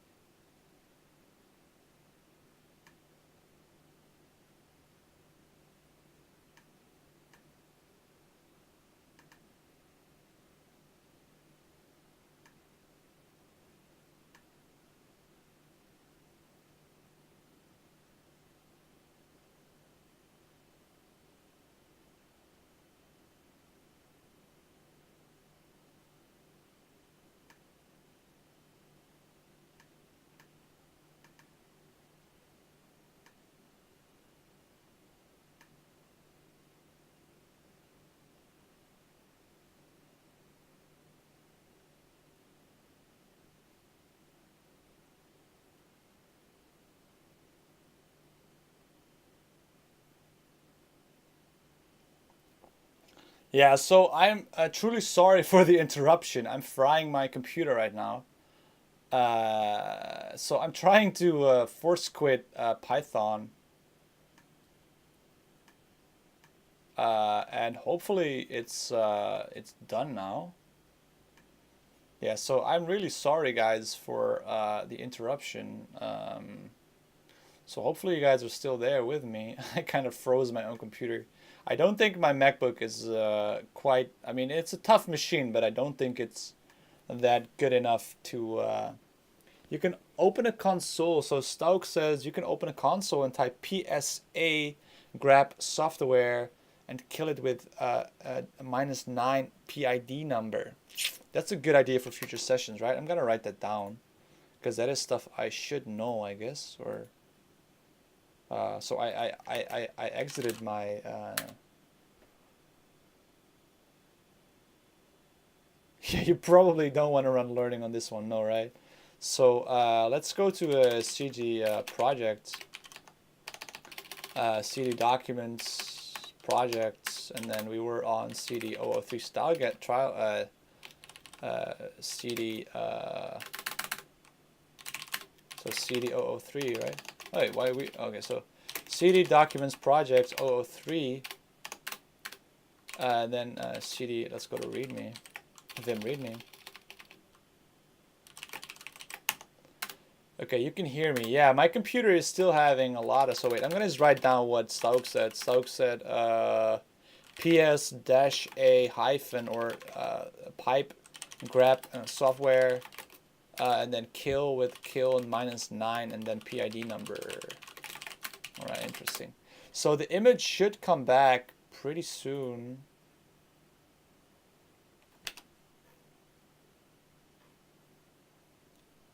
Yeah, I don't hope I permanently messed up my.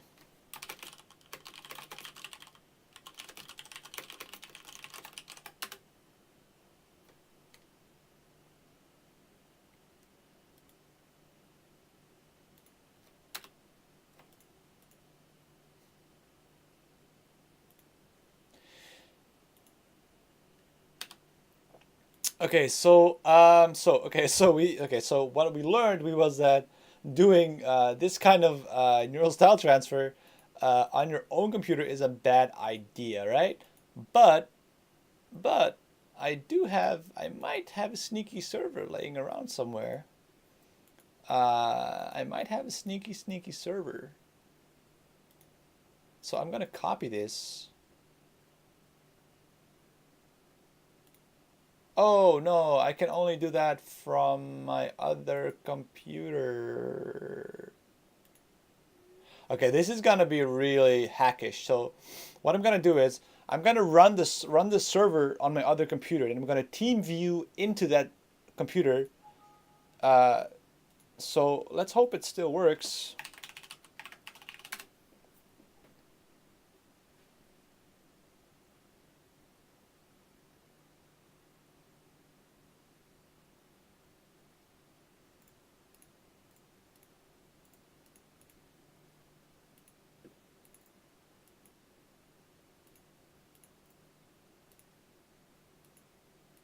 So it's loading.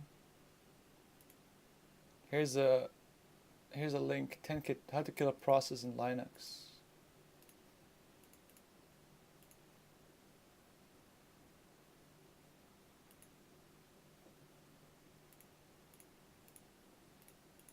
Right. So I think it's not working anymore. I think he oh shit. I think he booted me off the server. No, wait. No, wait. No. It maybe not because I have to log in through a special thingy. Let me see. So I have to log in through. Ooh, yikes. Will my. I hope the stream stays alive.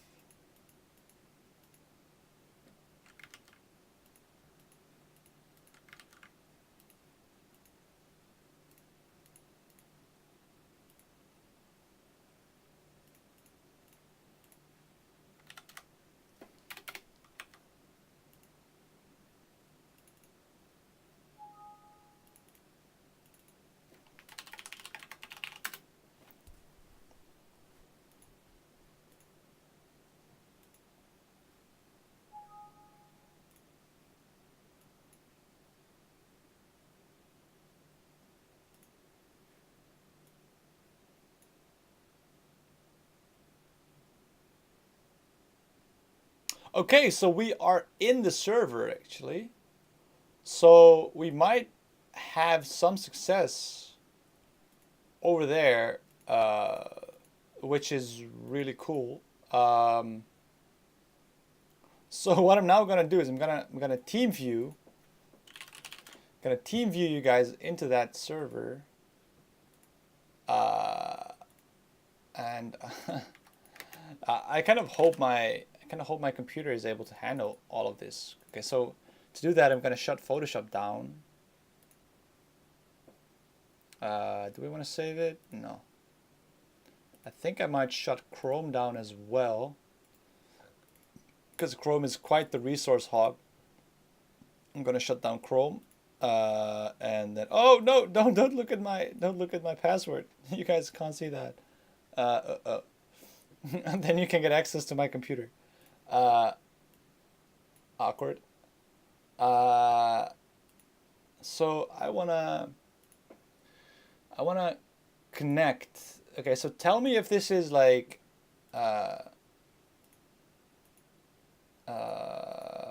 so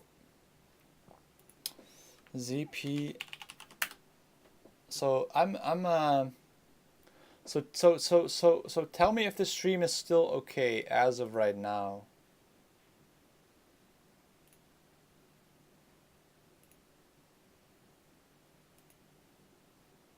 Okay, so all we need to do is clip it. So this is my other screen. So this is the screen I use on my other. So this is really funny. So now I can type something here, but okay. So I should go to this thing because this thing is the Snowy. This thing is the server. Don't show again. So this thing is the server.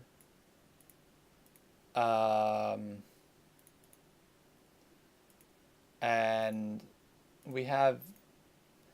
Can someone tell me if I should put it on GPU or CPU? Like, I think I have like a metric computer. No, I want like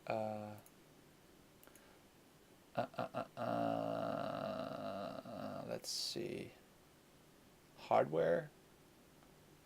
No, internet. No. Control center. No. I want to see how many. I want to see my GPU, etc., etc. Does anyone know how I can get there? Graphics, programming, RStudio, research, sound, system tools, system monitor. So yeah, so these are 72 CPUs, and none of them are running at the moment. Only some of them are running. But should I now put it on CPU or on GPU? Can I parallelize this in some way? So I need to go to the chat though. I can't see the chat otherwise. GPU. Okay, so oh, my username is indeed that. Okay, I'm gonna reset this. Like,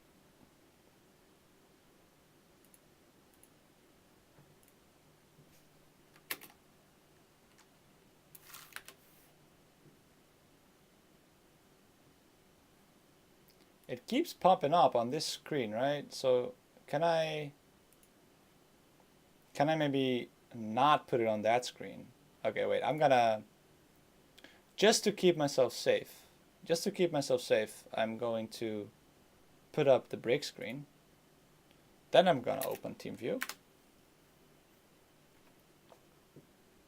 And then I'm gonna drag it to the other side so you guys can't see it. So now I should be safe. Whose man doxes their team viewer? Yeah, I know, right? Okay, and now I can take it off again, and this should work. So now I should be, I should be safe. Okay, so what we were doing? I mean, you honestly clipped it, right? So, so I have to open Chrome here, and I'm gonna transfer the files. I'm gonna be really ghetto here, and I'm gonna transfer the files using Dropbox. Because, well, you know, because why not? So I'm going to copy this. Where is copy? And then I'm going to go to Dropbox. And I'm going to go, I think, to mobile uploads. And I want to delete these two.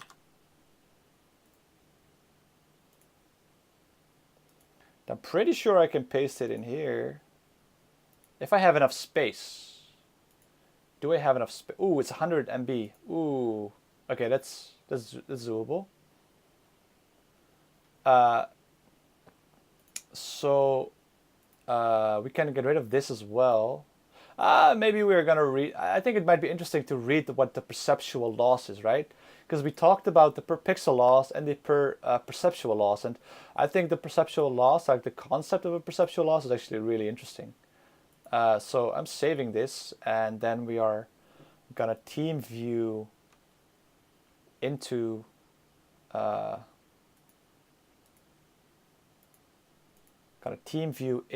computer. All right, so let's go. We need the password. So all right, so we have arrived in our own computer where I watch myself. Okay, so we can go here, and then I can open Dropbox.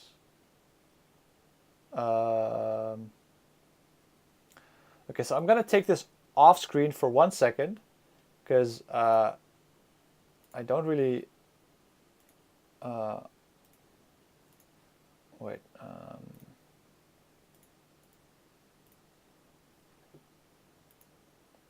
Yeah, sorry for all this fumbling around with like.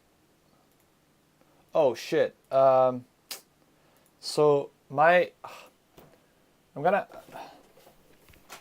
Synergy. So I use software to sync my mouse and keyboard on 2 different screens, but it just stopped working.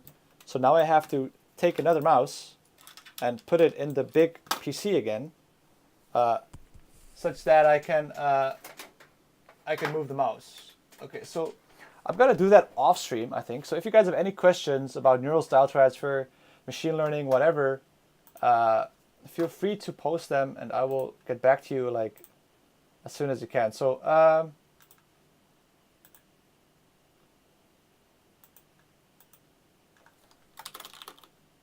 so I actually have a Discord, but I don't know how to.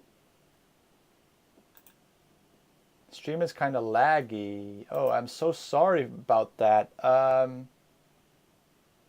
Yeah, I see it. I see it's laggy. Like, I hope it doesn't stay laggy, because that would suck, right? That would definitely suck. Synergy is terribly bad. Is it though? All right. Can you suggest a better alternative? Because I'm really curious.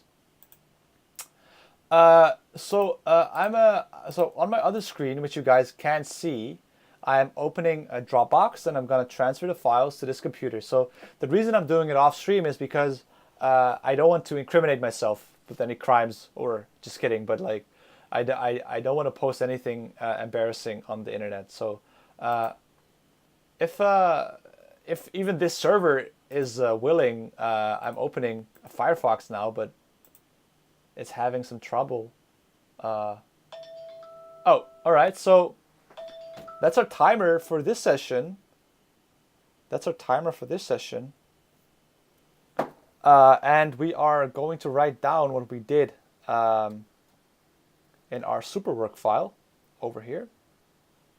So this was only the second session, right? And we are one Python command away from getting a neural style transfer up and running. So this is 1929, and we get neural style transfer working. Well, we got halfway there. So what did we do? We installed all the packages. So what did we do actually? We went over the paper again. We cloned the directory. We tried to get it working on our Mac, but failed. Then I broke the stream, and now we are trying to get it to work on our server, right? Any distractions? Not really. So, Greedy says, how do I get UltraWork? Well, UltraWork is easy. You can Google UltraWork. UltraWork is something like, I didn't invent UltraWork or anything. You can Google for UltraWork. But if you want the superworking I have here, which I think is better, you can ask me and I'll post a PDF down below. PDF, I mean Google Docs file. So yeah, like superwork really, my biggest problem with UltraWork is that it forces you to put like 4 cycles in a row. It says, okay, I want to be productive for the next 4 hours. And then if you even deviate once, if you even have a break that is 20 minutes longer than predicted, the whole schedule gets messed up. And I really got annoyed at that because I often have like random interruptions. Like, oh wait, I'll go to the store, or like, oh wait, I will do something else, and then your whole schedule is messed up. So that's why I made Superwork. Superwork is my own version of UltraWork, actually. Yeah. Just register. It's free. You don't have to do anything. It's just a beefed up PDF. Like it's literally just a beefed up Excel sheet, right? Nothing more, nothing less. Okay, so now I have to type, but I don't have a keyboard in this. I don't have a keyboard in this computer, so I'm gonna run down. Well, with run down, I mean I'm gonna run to my closet here. I'm gonna pull out a keyboard, which will magically appear.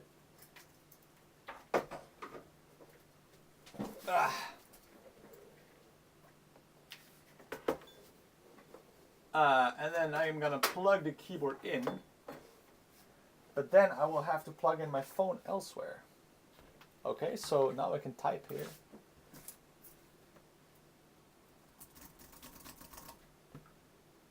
Oops.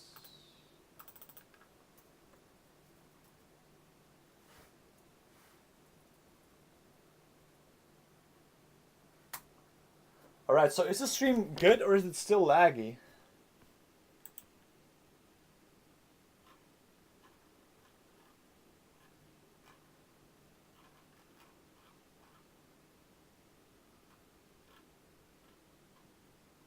What do you mean with lights or work cycle? I don't understand that question. Okay, so Synergy stopped working. That's fine. Okay, so now I'm gonna download the file. I'm at the on my screen, which you guys can't see. I'm in the process of downloading the file here.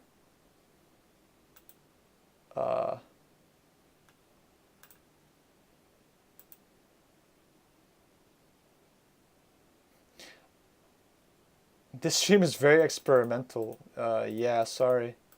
Yeah, I'm trying to. I should have definitely prepared this beforehand. But I mean, that would kind of be. I don't know. I don't want to say fake, but it would take away from the authenticity, I think, of what programming is, right? Programming is more. Programming is more of spending time figuring out errors than it is actually programming. Because if everything would work the first time you program it in.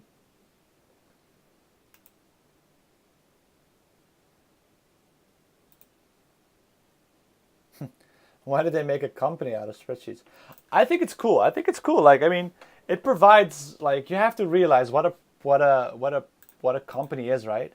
A company is an organization of people that group together that sell a service or a product, and depending on how much value you add to someone's life, your company can become very big, right? Google provides us with tremendous value every day. Every single one of us uses Google on a daily basis, like billions of people.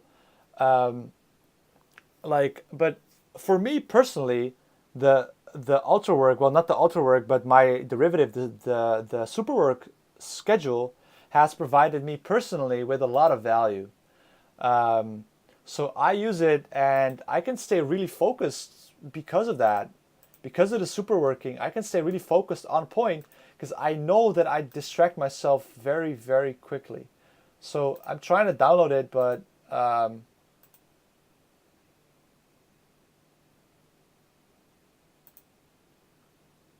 so I think I downloaded it twice now.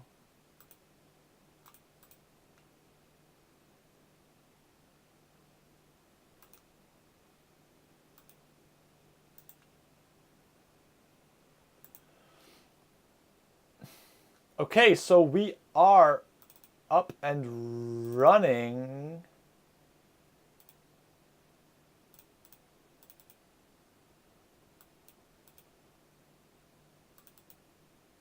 This is rather confusing. I have.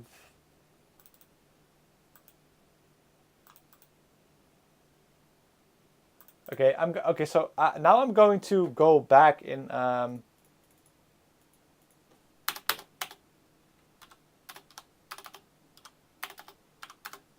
I'm gonna go back on TeamViewer. Okay, so I'm gonna put on the break screen, and I'm gonna open TeamViewer again. So you guys cannot take remote control of my computer uh, and hijack the stream. And then I'm gonna log in with the following password, which you guys cannot see. And now I'm logged in. So if the stream starts breaking down in terms of quality, please tell me. Okay, so we are here now. So we can get rid of this, and we should be able to open a terminal. So let's open a terminal. Oh boy, do I have... Can I even install things on this? Terminal. I guess mate terminal or UX term. Maybe mate. So now the question is, can I install things in here? So Python 3, that works. So Python 3, and then we can go maybe import torch, and we don't have torch, so import PyTorch, import torch vision. So we would need to install torch. So pip3 install torch. So Python 3 worked, right? Yeah. So pip3 install torch. Program pip3 is not installed. So pip install torch. Okay, so we're installing torch. I hope this is even allowed on the server. Let's hope it is. I mean, this is what servers are used for, right?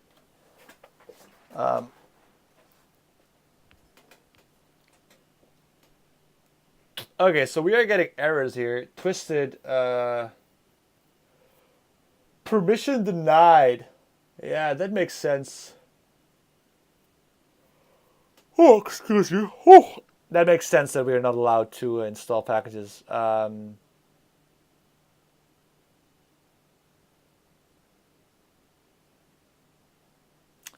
So maybe pip install and then something like user.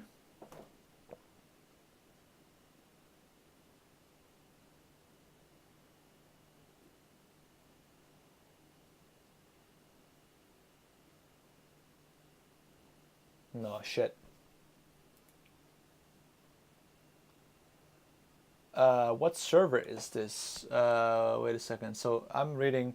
Why did they make a company? You have inspired me. Yes, you need to use the apt package, apt-get install to install things. This is a server from an old professor of mine. He helped me with my thesis. So I did a very computationally intensive thesis, and he gave me the server to say, hey, if you want, you can take like 12 cores of this server and run some stuff on it. So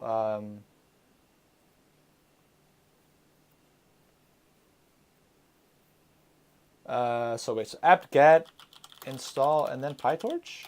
Torch could not open lock file. Permission denied. Yeah, I don't think I have permission for this, right? I don't think I have permission to do this. So let's. I'm gonna disconnect this. I'm gonna disconnect from the server. So yeah, does any one of you have a good idea of like what to? No, like my masters. I have 2 master's degrees in like applied math. It's called econometrics, but it's basically applied math. So I have 2 graduate degrees in applied math.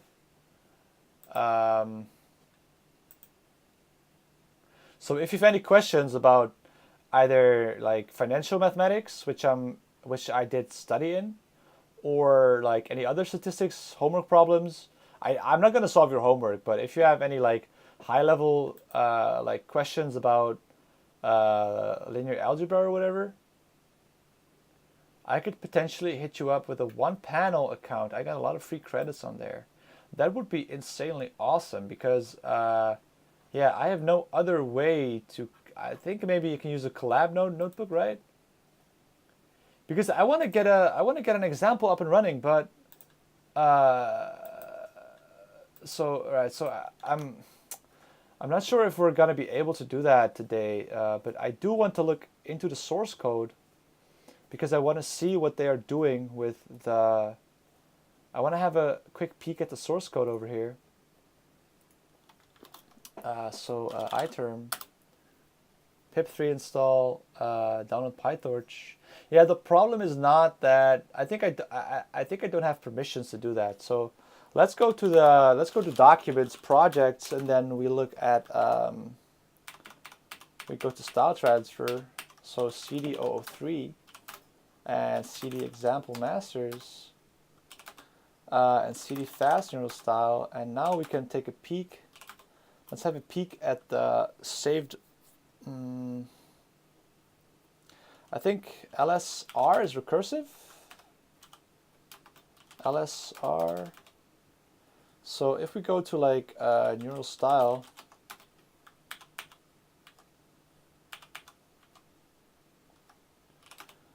so VGG init. So let's start with where do we start? Where do we start with analyzing this kind of? Because if we were to run this thing, right, we would run so Python, and then we have TMP.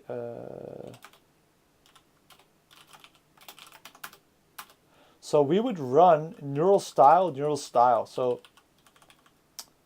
if we were to run this, we would run neural style. So let's look at what neural style. So cd or vim neural style, and then neural style.py.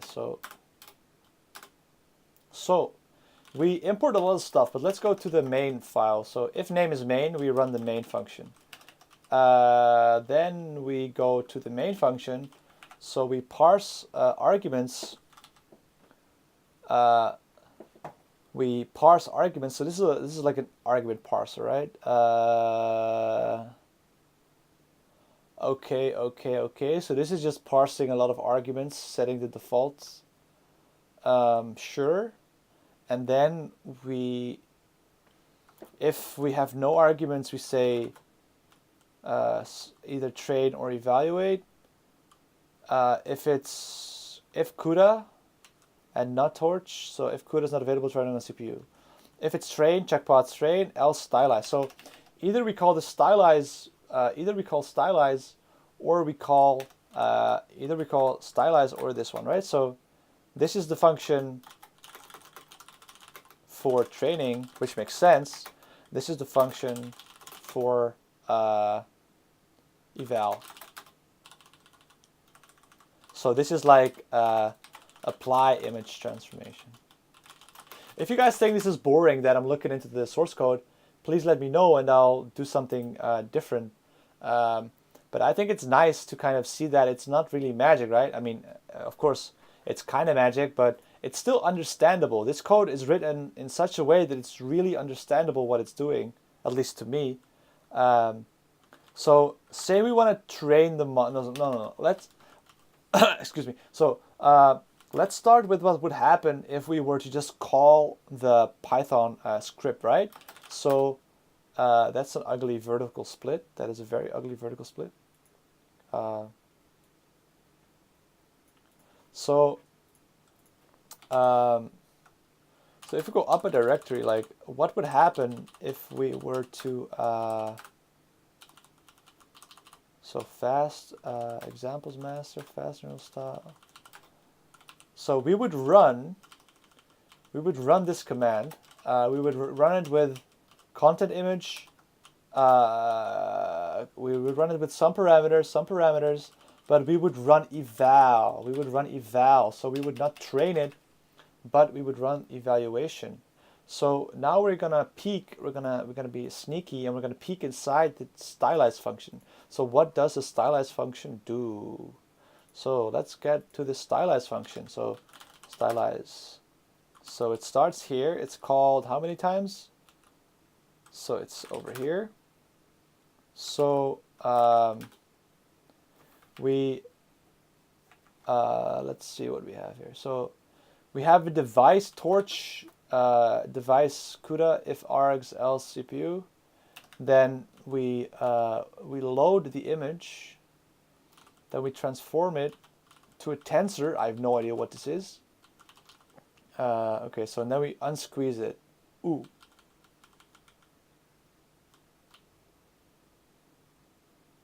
Huh. Okay, so in all honesty, I have no idea what's being done here. So I have no experience at all with Torch, I think, but it might be interesting to see. So this is this kind of sets up the device. I think that is a good description. So let's have a quick peek at what Torch device does. Because this is when we run eval, right? So this is the function that gets called when we run eval, or when we use the eval command, which is just applying the image transformation, not training, right? Then, so tensor attributes. So you set the. So this results like. This gives back either. I wasn't even aware that this is possible. Can you do this in Python? That is crazy. Can you just say string if other string? Is that a thing? That's kind of cool, actually. So I didn't know that was even possible. So if we run Python and we type, so let's say CUDA is 1, right? So let's say CUDA is 1, and then you say print CUDA if CUDA else not CUDA. Wow. That's cool. I wasn't aware that that was even possible in Python, but so alternatively, right, we could have said if args CUDA and else we said device is torch device CUDA, and otherwise we said device is torch device CPU. So this is exactly the same thing.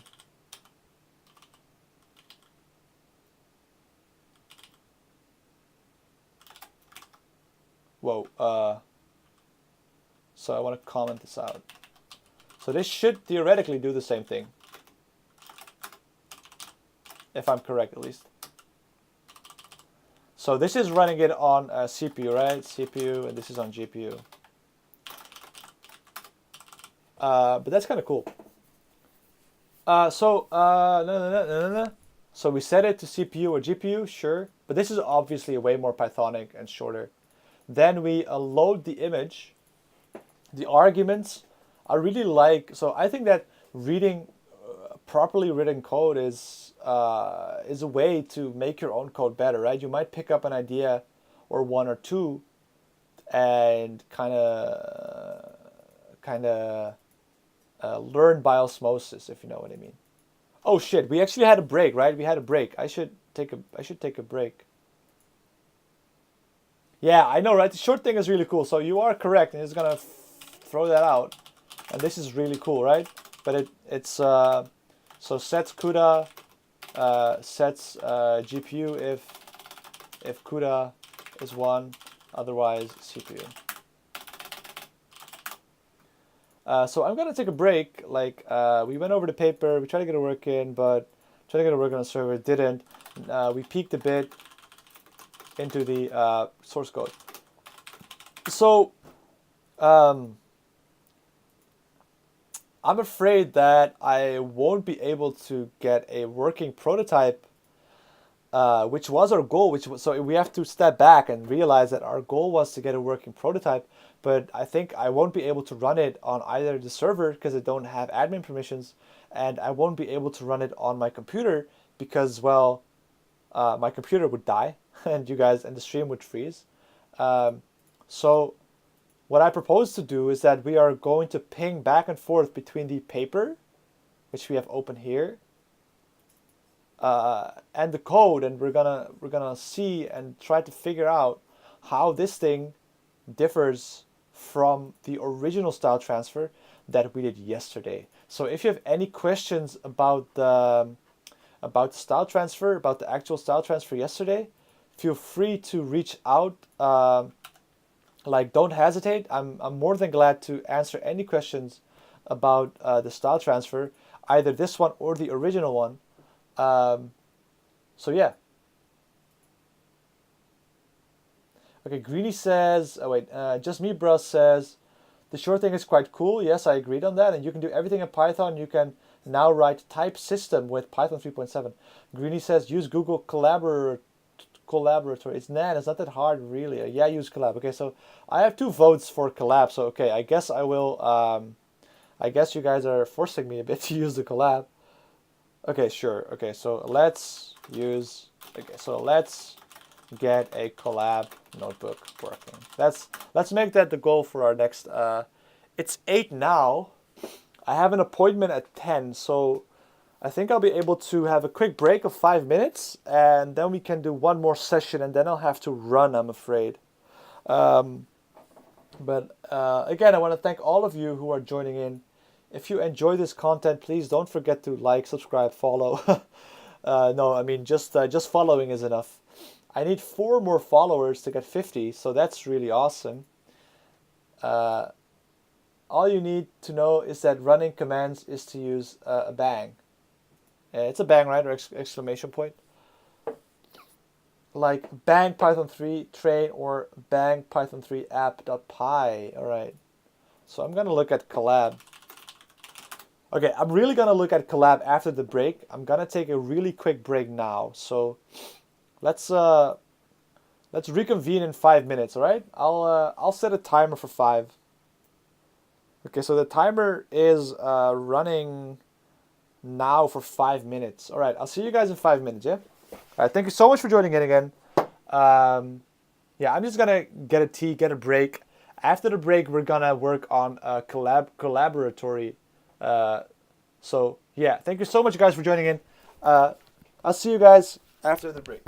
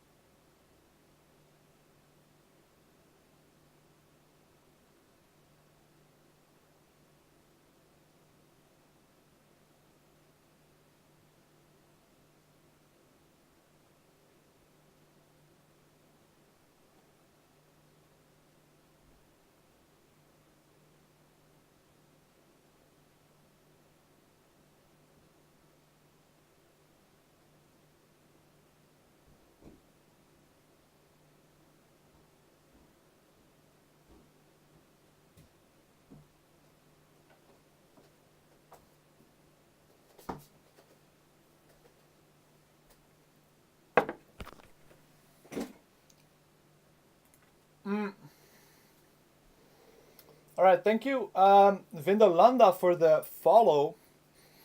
You're my 47th follower. Thank you so much.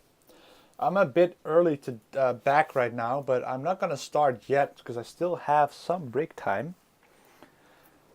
So I'm gonna send some messages, I think.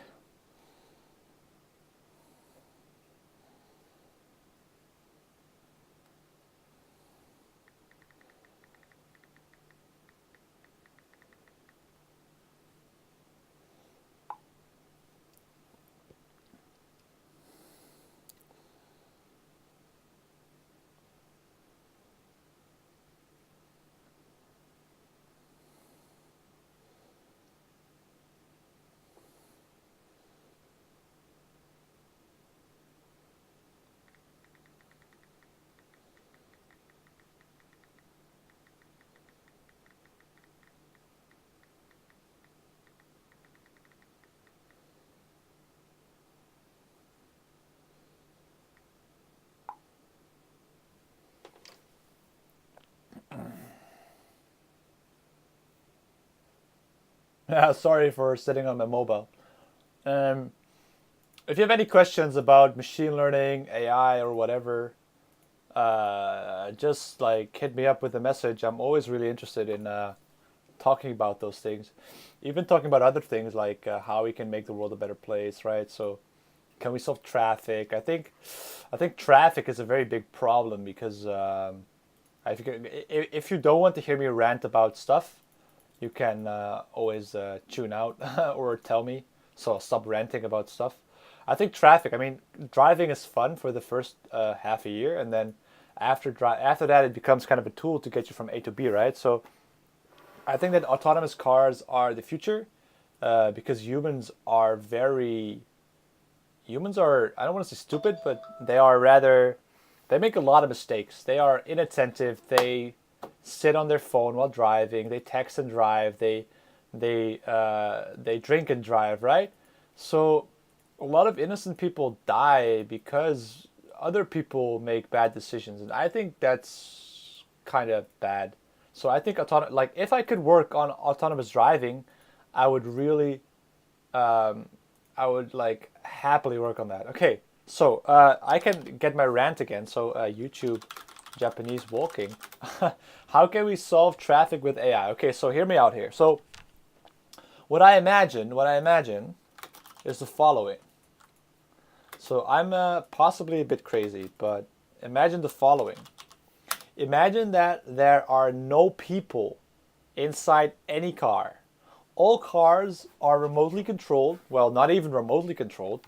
They could theoretically be remotely controlled. But, so imagine we have every single individual or every single group of persons just sitting in an autonomous vehicle. Hey, Frank. Hey, Frank. I don't think I've seen you, right? And I don't think you have followed me yet. Uh, so wait, I'm gonna first explain my car AI idea, and then I'm gonna talk about. Then I'm gonna help you out there. So, so my problem is with basically everything in traffic. So, let's start with the most basic thing. Uh, we have intersections. So intersections, right? Especially in the American ones, also the European ones. I don't know what I'm talking about. Oh, I left my sign on again.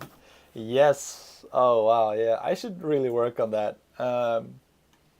But thank you so much for noticing that. Wait, no, now I put on a big one. Thank you so much for noticing that. It's kind of hard to miss, right? uh, so let me go back to superworking. Uh, let me go back to superwork and give myself another. Hey, wait, don't start yet. You are correct. I should not start yet. So what things to improve next stream? So a BRB sign, and I did it again. So BRB sign. We can't see. Okay, I'll wait a bit. I'll wait a bit. So I can set the time. So I have time for one more. I have time for one more session. Then I have to run. So I'm gonna set the timer, and you guys are gonna hear me. You guys are, excuse me. You guys are gonna hear me rant about traffic. Okay. So, in all seriousness, if you guys have any opportunities for me in traffic I would love to hear about them. So, no. I don't want to start with intersections. I want to start with the concept of cars. So, one of the fundamental things you have to do in traffic is crossing, right? So, um, yeah. So let's start with crossing. So my idea is that you have you rent. You have two roads. Let's say you have two roads here, and they are like unidirectional roads. So let's say this road goes that way, and this road goes maybe this way. So my idea is that we have cars that are autonomously controlled, and like if we start, so it's always a good idea to start with the most trivial example you can think, right? Start with either the craziest example you can think or the easiest example you can think. Um, so if we imagine that the cars are like 100, like 200 meters apart, and they move slowly down at constant speed, right? This way, you can definitely imagine that the cars could like whiz along each other without any trouble, right?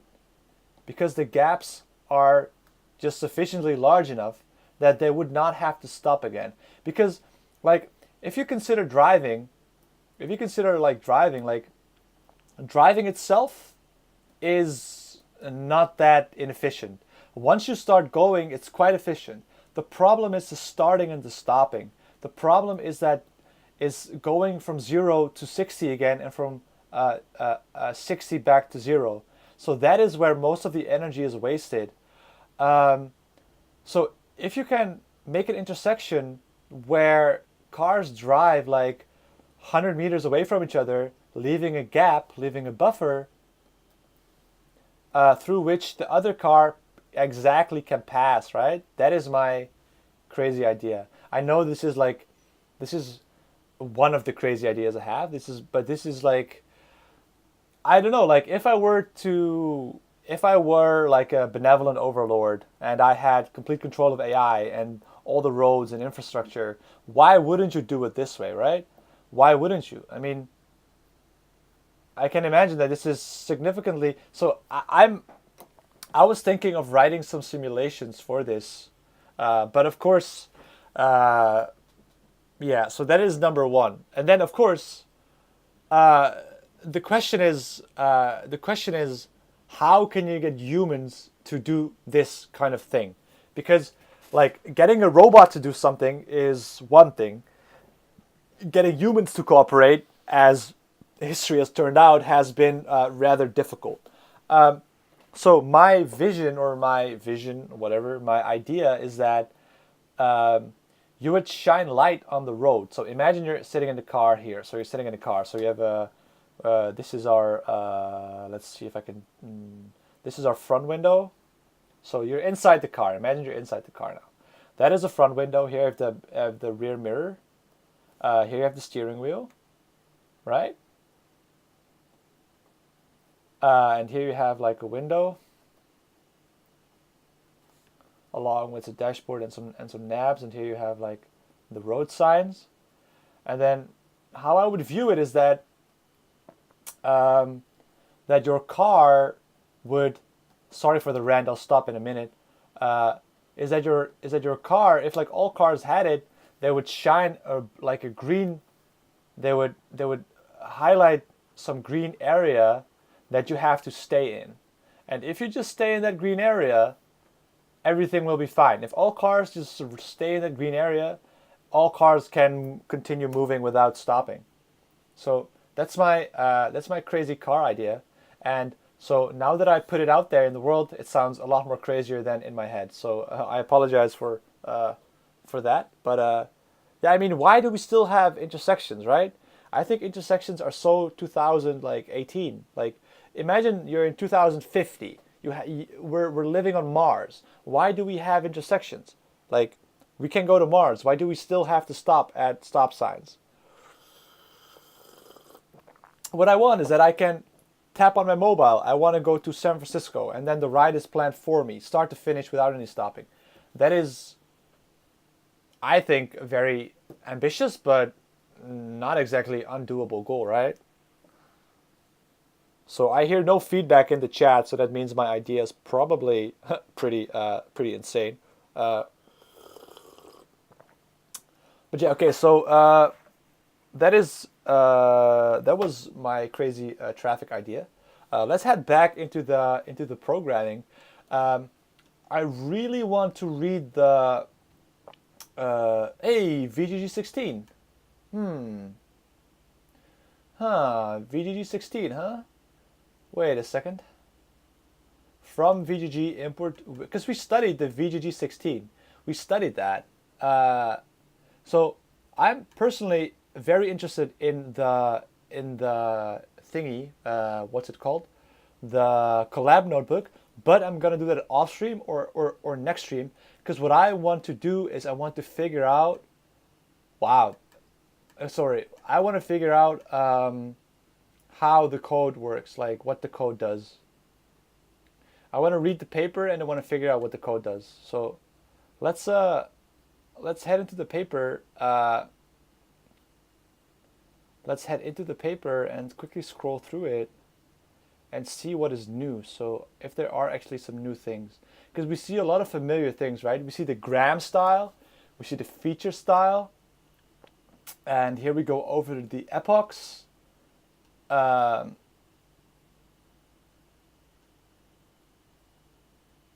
So done, train, saved model, add saved model path, stylize.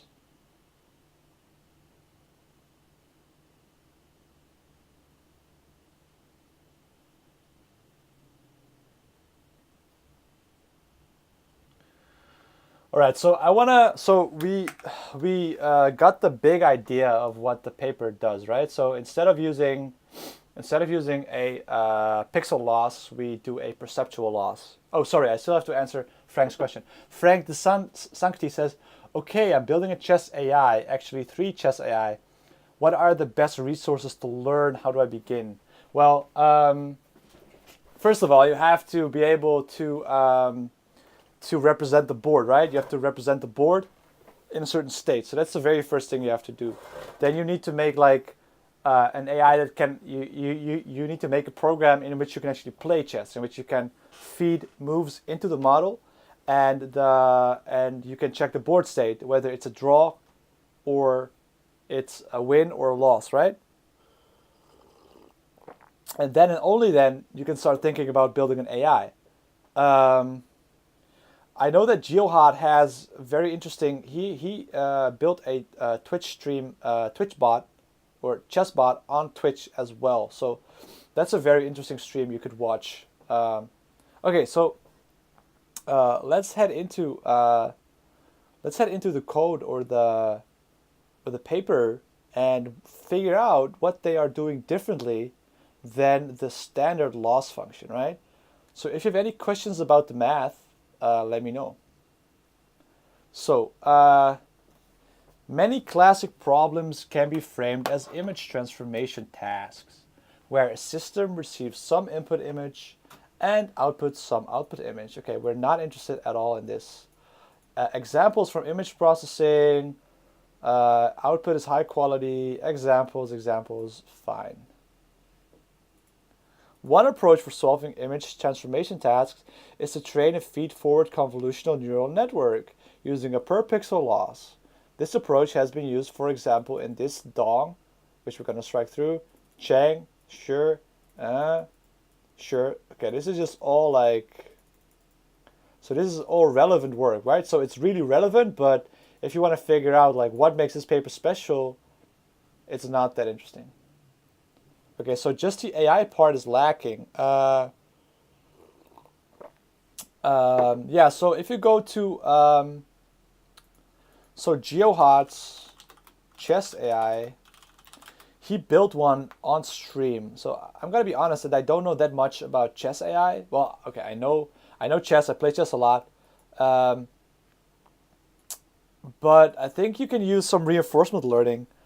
I think reinforcement learning is the way you want to go, because you can let 2 chess AIs play against each other, right? So GeoHots is actually one of my inspirations for doing this kind of stream, but he's a true genius. So yeah, he uses Torch as well.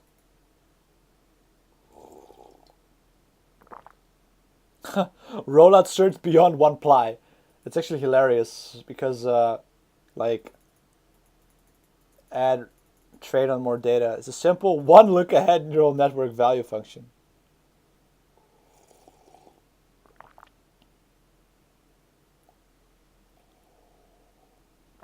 I like how he doesn't care. It takes a serialized board and outputs a range from -1 to 1. -1 it means black is win. 1 means white is win. He doesn't care. You just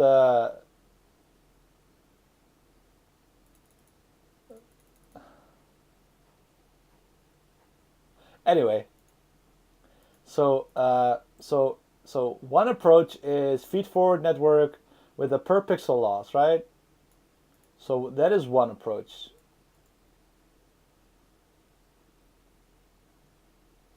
He lacks some modesty. Yeah, I know, but that is what I like about him. He's so honest. He's like, I don't want to say he's a man child, but he is a man child. He's just like, I think he's 30 now, and he acts like he's 23, right? But I mean, I love the guy. He stepped down as a CEO of Comma AI, uh, which is a shame because I thought like he's kind of, in my opinion, he's kind of the face of Comma AI. Like just like Steve Jobs was the face of Apple, right? So he's at 29 now. Uh, he's so crazy. I don't know. I love the guy. I love him. He's great, great guy. All right. So, however, the per pixel loss used by these methods does not capture perceptual differences. Sure. Okay. Okay. This is text. For example, okay, we give an example now. Um, Example. So identical images offset by 1 pixel, right?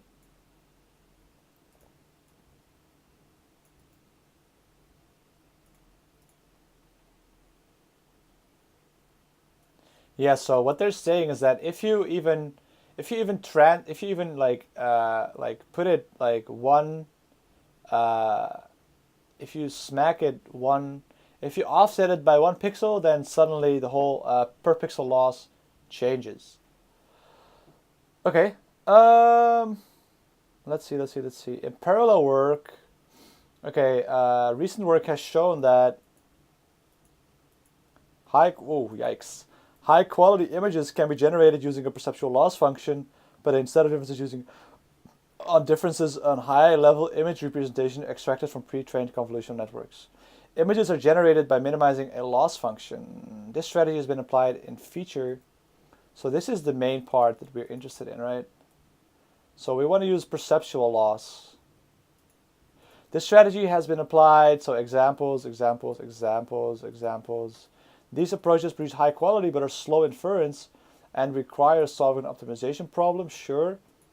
We combine the two benefits. We train feed forward, but we train our networks using perceptual loss functions. So that is cool.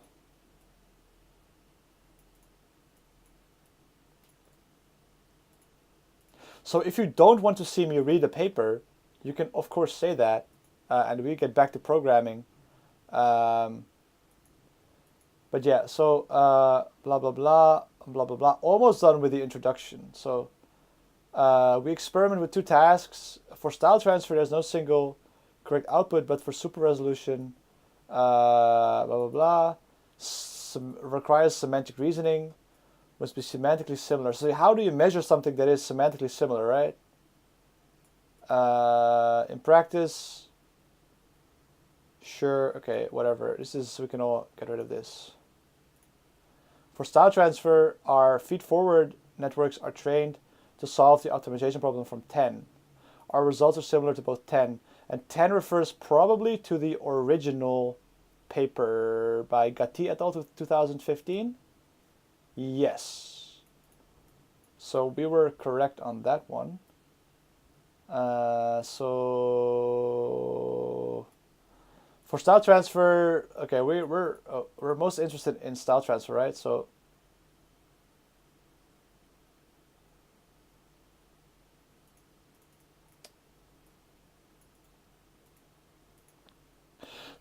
our feed forward networks are trained by solving the optimization problem from 10. But are 3 orders of magnitude faster, so that is quite fast.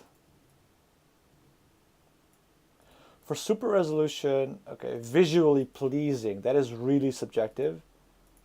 Visually pleasing. Okay, so basically they said almost nothing in the introduction. I don't want to bash on the paper, but they said like a lot of things a lot of the time. They took some other related work. Okay, so I'm just gonna skip over all of this. Uh,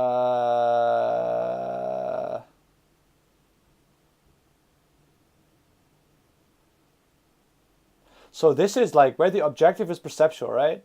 So I still don't understand what they mean with this.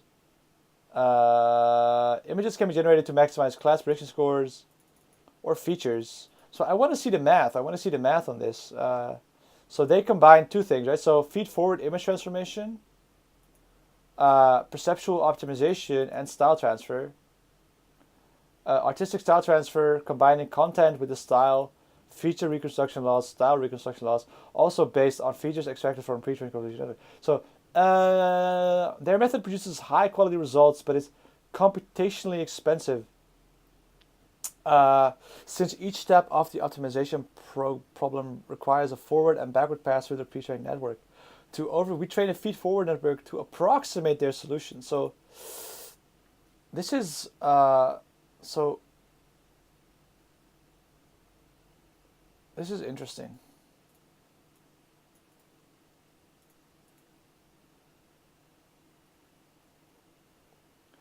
Image super resolution. Okay, I'm just gonna get rid of this. I'm not interested in that right now. So method. Okay, so method. So let's as shown in figure 2, our system consists of two components, the image transformation network and the loss network that is used to define several loss functions. Okay, I'm gonna have to look at figure 2 again. So we have an input image, we have a transformation, and then we have a loss network.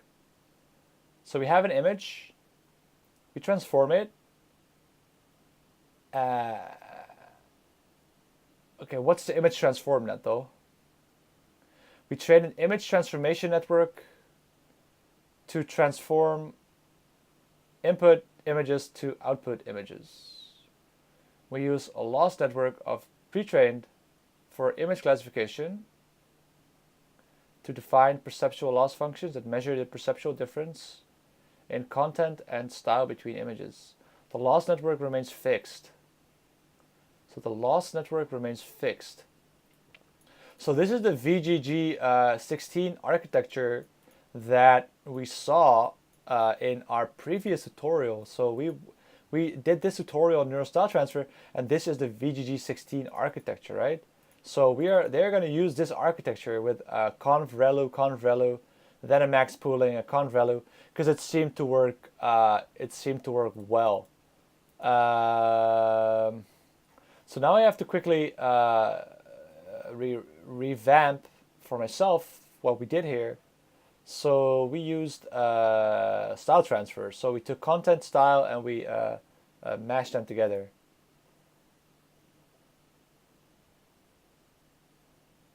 Okay, so I'm gonna try and get a quick overview of what the model is, what it does, how they train it, right? Because so we have an image transformation network and a loss function, and we have several loss functions, sure. The image is a deep residual convolutional neural network parameterized by weights. It transforms input images into output images via the mapping y hat is fwx. Each loss function computes a scalar value measuring the difference between the output image and the target image. The image transformation network is trained using stochastic gradient descent.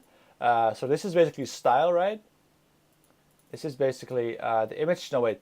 Yeah, so a weighted function of the different styles. To address the shortcomings, we allow our loss functions to better measure the perceptual and semantic differences. We draw inspiration from recent image that generates images for optimization.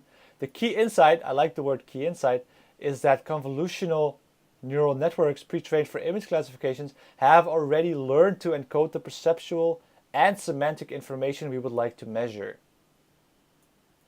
So the key insight here is to use pre-trained neural networks that have already learned to encode all the information in there. So instead of training the networks, they use pre-trained ones, and they try to extract already learned features from that, which is interesting. For image classification, we therefore make use of a network phi, which has been pre-trained for image classification as a fixed loss network in order to define our loss functions. All right. Our deep convolutional network is then trained using loss functions that are also our deep convolutional transformation network is then trained using loss functions that are also deep convolutional networks. Wow, that seems like something very Inception-like. The loss network phi, so let's scroll up, the loss network phi, that's this thing,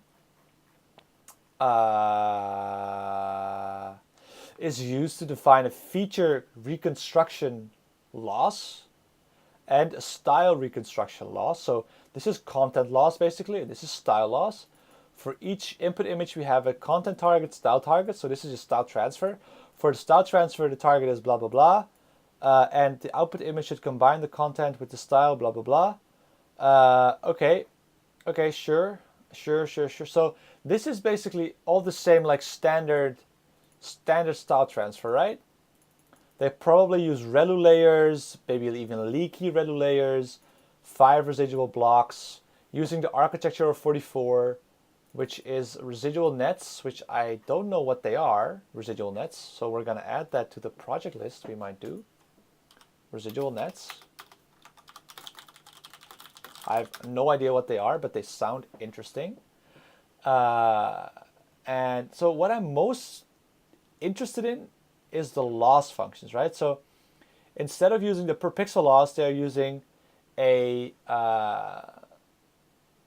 another type of loss. So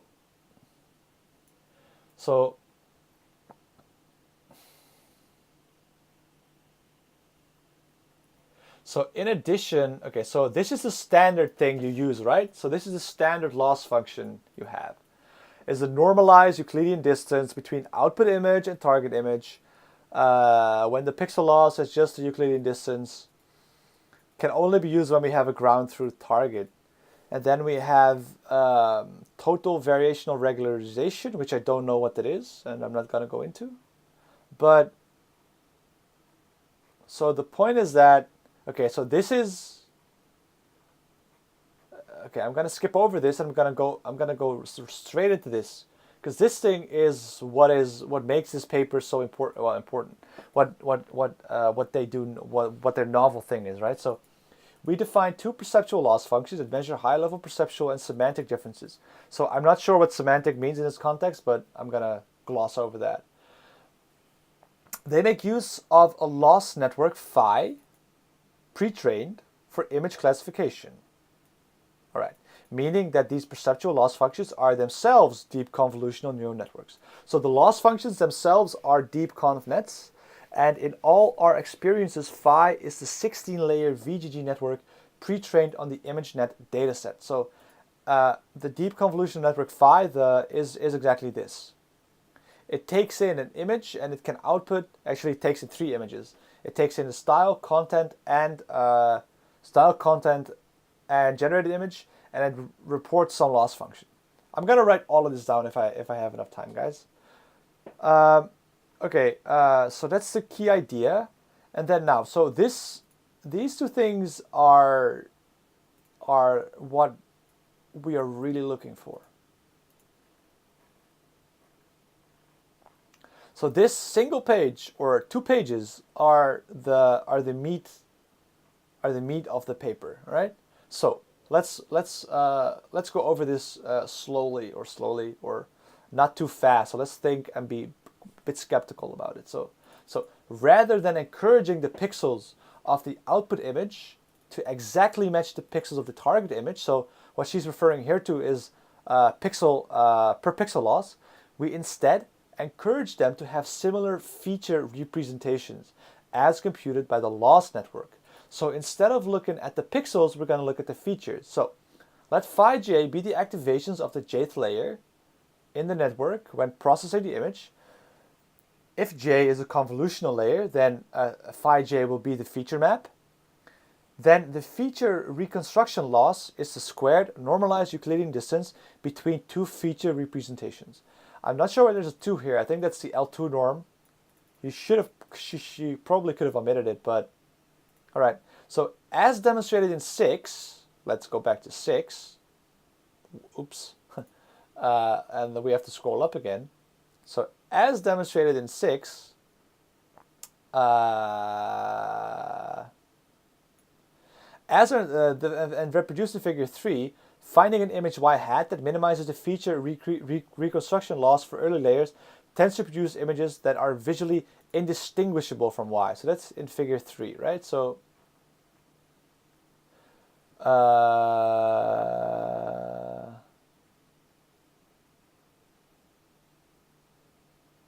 okay. So what they're saying is that if you use layers that are too early, you basically copy the image, because so if you use layers, if you use reconstruct from loss for early layers tend to produce images that are visually indistinguishable. But on the other hand, if you construct from higher layers, the content and overall spatial structure are preserved, but the shape is not. So using a feature reconstruction loss for training our image transformation network encourages the output image to be perceptually similar. So I think she's going to use, I think in the loss function, she uses like a weighted sum of the L's, right? Let's go back to the loss function up here. We see a weighted sum of the L's. So she's going to take the different L's here and she's going to weigh them. You can use these and you can weigh them, and if you put more emphasis on this, you get more of the content.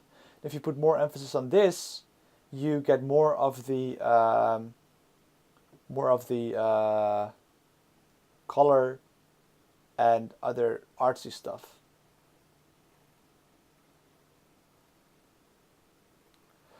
Style reconstruction. Okay. Style reconstruction. It's basically the same. You use the Gram matrix. And then blah blah blah blah blah blah. So it captures. So this is important. It captures the information about which the features tend to cluster together. So that's what the Gram matrix does. Can be computed efficiently, and then you take the outer product of the transpose. So don't seem intimidated by this. So if you see this and you feel intimidated, don't. It's not that difficult. It's understandable. It's just that the notation is very awkward, very clunky. But we discussed this in our previous stream. In our previous stream, we went over this tutorial, this whole tutorial, and they explain it here really succinctly. A Gram matrix is just you stack all the feature maps, and then you take the outer product, and that's it. That's it. It looks difficult, but it's in reality this formula is not meant to discourage you, but this formula is just a formal way of writing down what they did, right? So they did something, and they need to write it down, and it turns out that it's not that beautiful on paper, but it tends to work in practice. So then the style reconstruction loss is then the squared Frobenius norm, which we also discussed. So the Frobenius norm is just the matrix inner product. Is that the case? Let me think about that. Of the differences between, so it's just the Frobenius norm. There's nothing too special about this either. So I think that the style reconstruction loss is the same. It's just that the content reconstruction loss is different. So this, so the feature reconstruction loss, the content reconstruction loss is different. Right? So any questions? Any questions?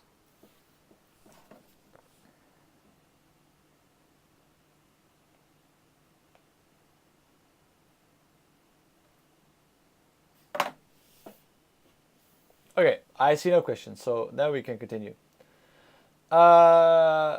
Yeah, so that is actually it. Like, um, so that is the paper, right? So they use 20 pages. I mean, obviously they spent hours and hours on optimizing this, right? Um, but the main the main bulk here is that so what they're saying is instead of using a per pixel loss for the features, we are using a weighted sum. We are using the Euclidean distance the between the features instead of the per pixel loss. Um, yeah, that is it. Like, uh, I don't think I can say anything more about this paper right now. Yeah, so if you guys have any suggestions for, if you guys have any suggestions, because I really wanted to get I really wanted to get this working. I really wanted to get the fast neural style transfer working, um, but uh, but yeah, we were not able to, unfortunately.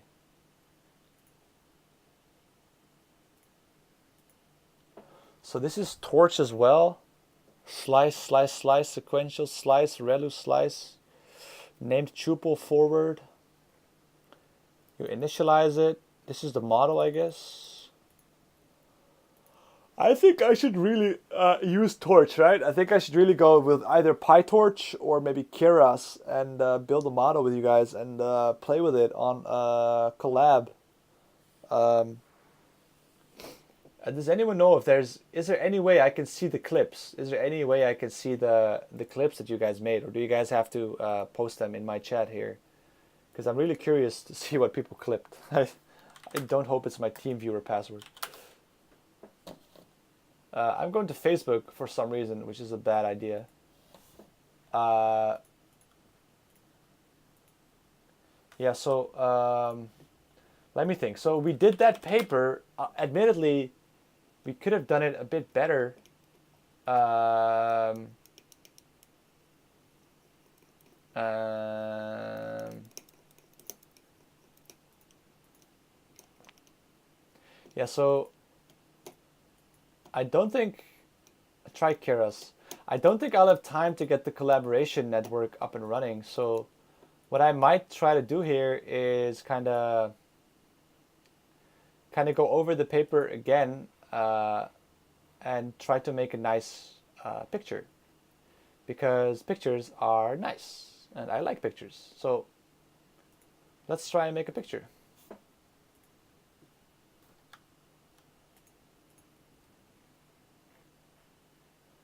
So if we look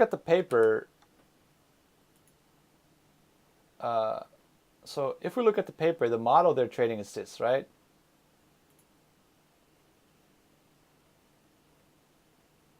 So what she's saying is that we have three different things here. So let's start with, let's get a nice white. Now let's get a nice yellow in there.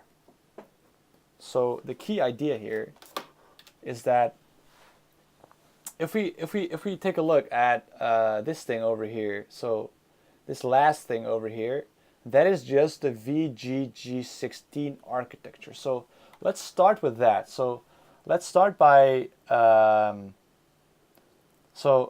quickly actually expanding the canvas here because it's a bit small.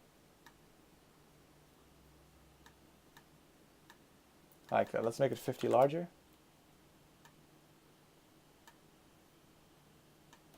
So if we now zoom in a bit, all right.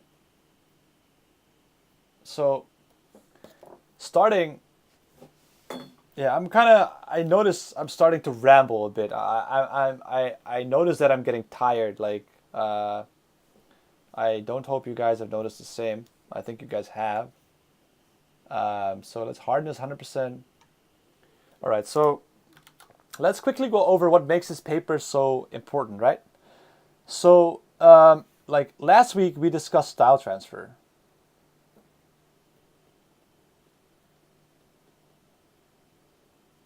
Try Keras, but maybe we can do it like we did in the first vid. Yeah, I know, right, man. I know, man. I've been coding way too little. Like, I want to code, but I think that you need to understand everything before you can code it in. But you are right. Like, I want to code more, but we just haven't gotten to it, actually. So maybe it's indeed, like, nice to have a very small model, like 4 observations, 1, 2 hidden layers, maybe some convolutional networks that we can train and we can get something to work, right? I think that would be a great idea for the next session. So yeah, let's make that a like Keras, but without frameworks. Get like a small working toy example, right? So style transfer was the whole idea that you have the style image, you have a content image, and then you generate a new image, right? So that is what is being said here. So you input. So the VGG16 architecture is that you have Y, or the style image, Y style. You have the generated image, Y hat, and you have the content image, YC. Where the generated image, I'll talk about later. So you can feed all of these into all the ReLU layers. They have like 7 layers, I think. 1, 2, 3, 4, 5, 6, 7, 8, 9, 10. You have 10 layers here. You have 10 layers deep convolutional neural network. And you pass the images through that, and that results in a loss function. So this is what she calls the loss network phi. But the generated image is going to come from some image transformation network that we also have to train. So she is combining. So here, like, something happens. I'm going to write down something. Like, this is just a ConvNet, right? This is VGG16. And then you pass in this image. You pass in this image. And you pass in this image. And what you get from this is some style loss, content loss, and some style loss. And if you don't know what I'm talking about, you can look at the last stream where we went over neural style transfer, the original paper, which uses also the VGG 2016. So, but this is pre-trained, right? We got to keep in mind that this is pre-trained.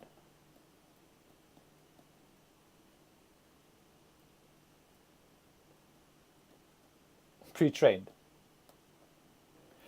But now comes the funny thing. Like, now comes I think their extension of the model. So what they're saying is that instead of inputting the image here, we take the input image X, and then we put it through the image transformation network. So this is FW. This is the image transformation network. And that gives us an output image. So this is parameterized by weights W, and these are parameterized by nothing because it's pre-trained, right? So you only train the W's. But then again, you have to pre-train the model.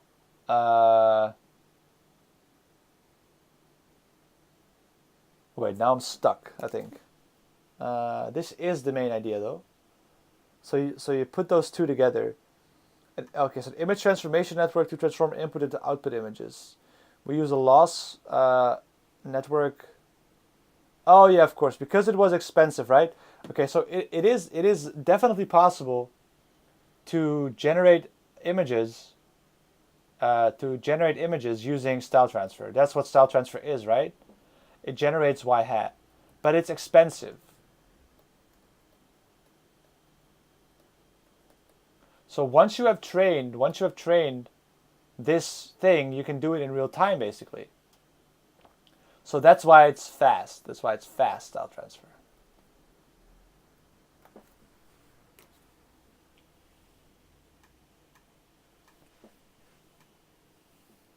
Oh my god.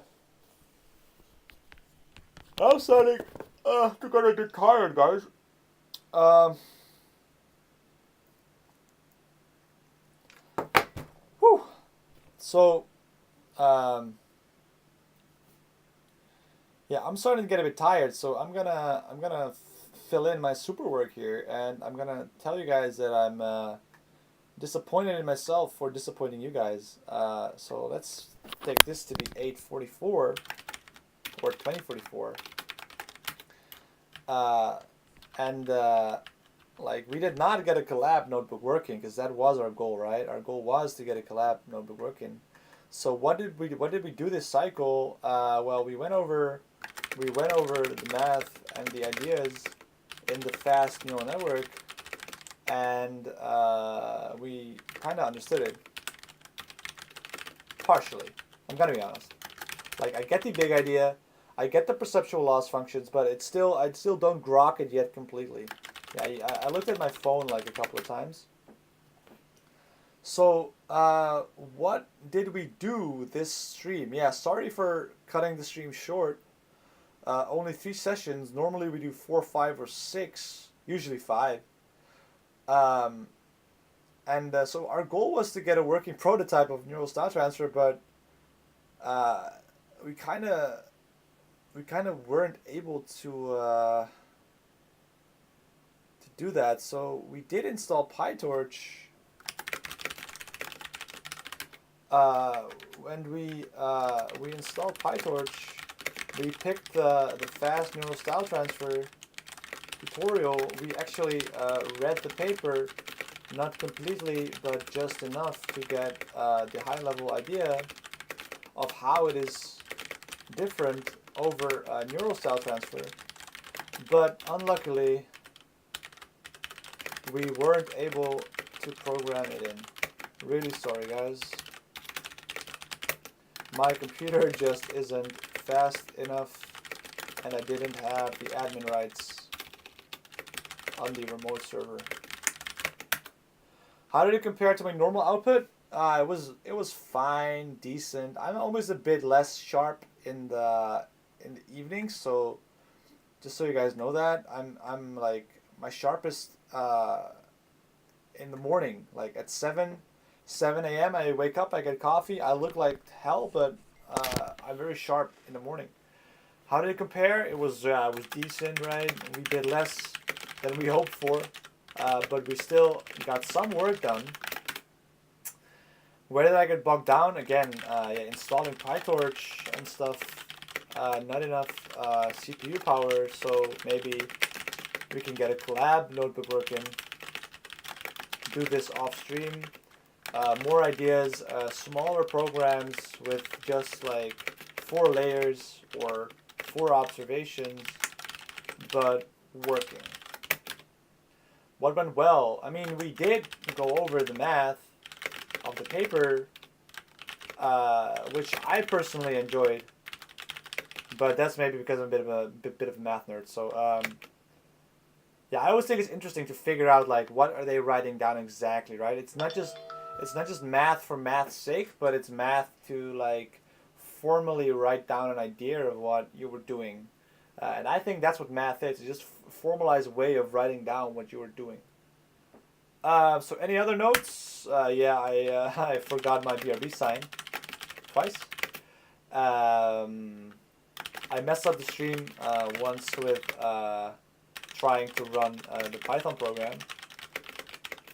Uh, and maybe start smaller. Smaller. Like maybe like a GAN with. I still have to do the GAN as well, so maybe next time we're gonna do the GAN. Oh, by the way, did you guys see the countdown? Was it useful, or should I remove the panel? Because I think the panel might be useful for you guys, such that you kind of have a heads up of when I'm streaming. Because I realize I'm streaming at like irregular times. That's because I stream kind of when I like to.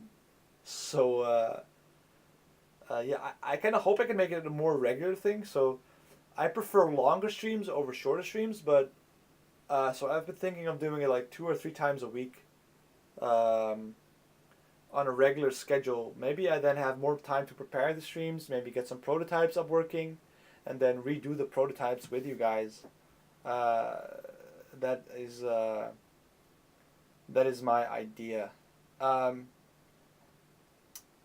so yeah, again, I don't want to beg you guys, but if you guys like this content, if you want to see more machine learning, if you want to see more programming, please follow me. It means a lot. If I have 3 more followers, just 3, like 1, 2, 3, then I can apply for Twitch affiliate status or something. I have no idea what it is, but it seemed like a cool goal, so that's why I kind of set it.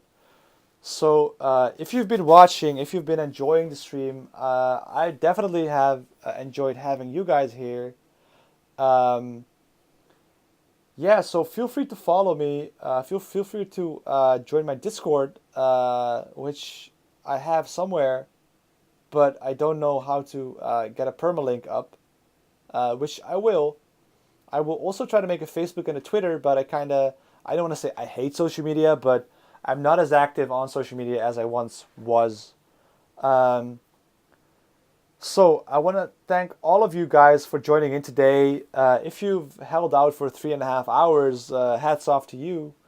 Um, yeah, I personally learned a lot about the fast neural style transfer and actually how small of the differences there are, like, right? So they spent 20 pages, uh, and they could have said the same thing in one PDF, but in one page. But of course, you cannot publish one PDF. Um, so yeah, we talked a bit about solving traffic with AI. I talked a bit about simulating the brain or thinking about the brain about AI. So there are so many cool avenues. So yeah, there are just so many cool things we still can do. And I'm personally really looking forward to the following stream, to the stream where we do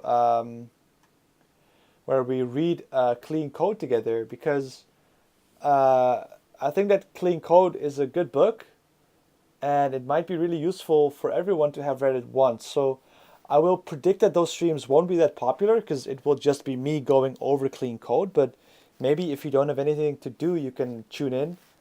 You can tune in and hang out while I'm reading Clean Code.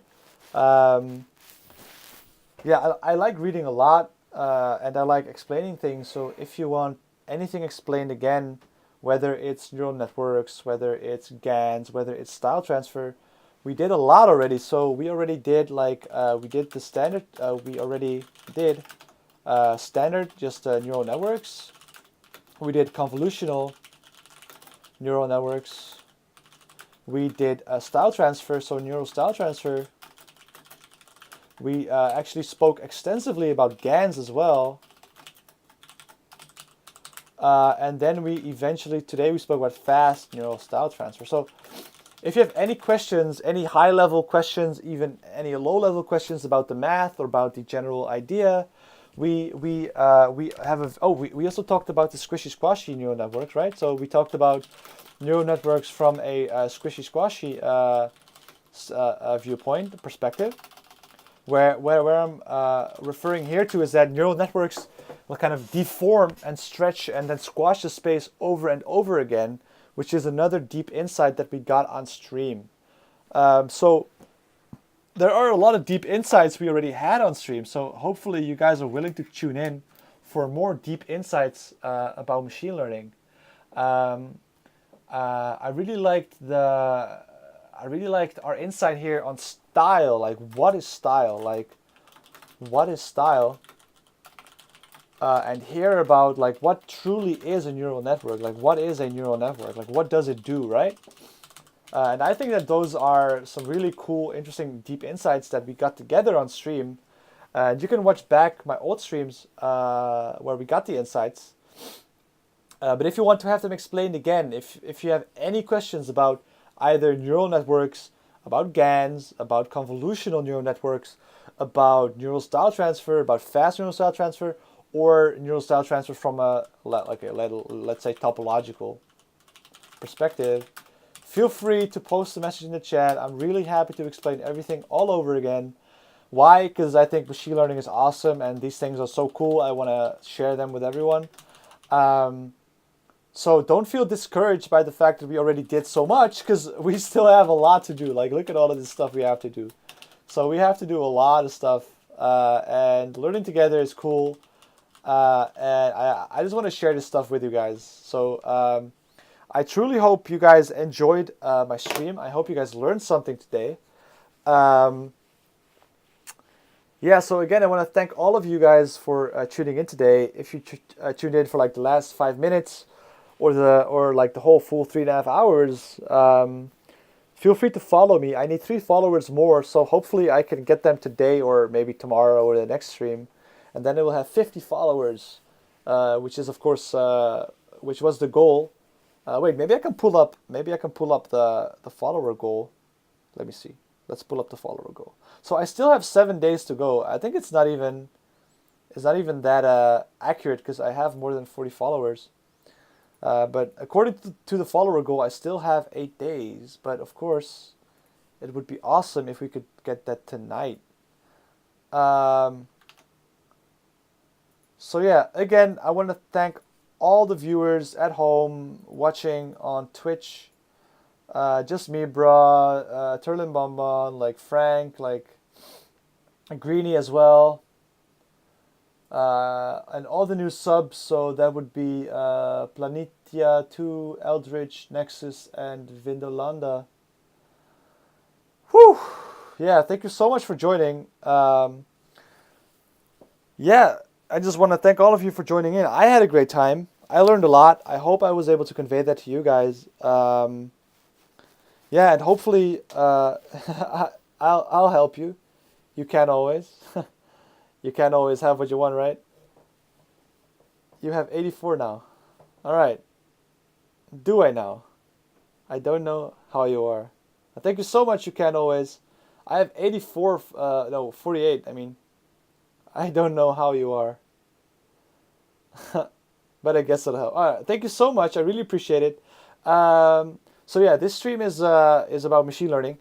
But thank you so much for the follow. That actually means a lot to me, even if you're not watching me. Thanks a lot. So now I only need 2 more. I hope that I can convince one of your two viewers to sub to me. Yeah, 48. Sorry. Otherwise, I'll maybe get it next time. So again, I probably did this already 20 times. I want to thank all of you guys, all of you watchers. I really enjoyed having you in the chat, having you watching me. Learn some machine learning together. I learned a lot, and you have to realize that I started this stream knowing very little about machine learning, and we got to all this deep understanding together. So I hope you guys will tune in for later streams, because I really enjoy having a second set of eyes on my work or on our work. And I think that if I try to explain concepts to you guys, we can get to deeper insights together, because I have to explain it to you guys and then we go back and forth, right? Hold up, I'll make 2 fake accounts. All right, that is awesome. Yeah, oh wait, sure. I'm hungry for those subs, hungry for those followers. That's pretty awesome of you, man. That's really cool.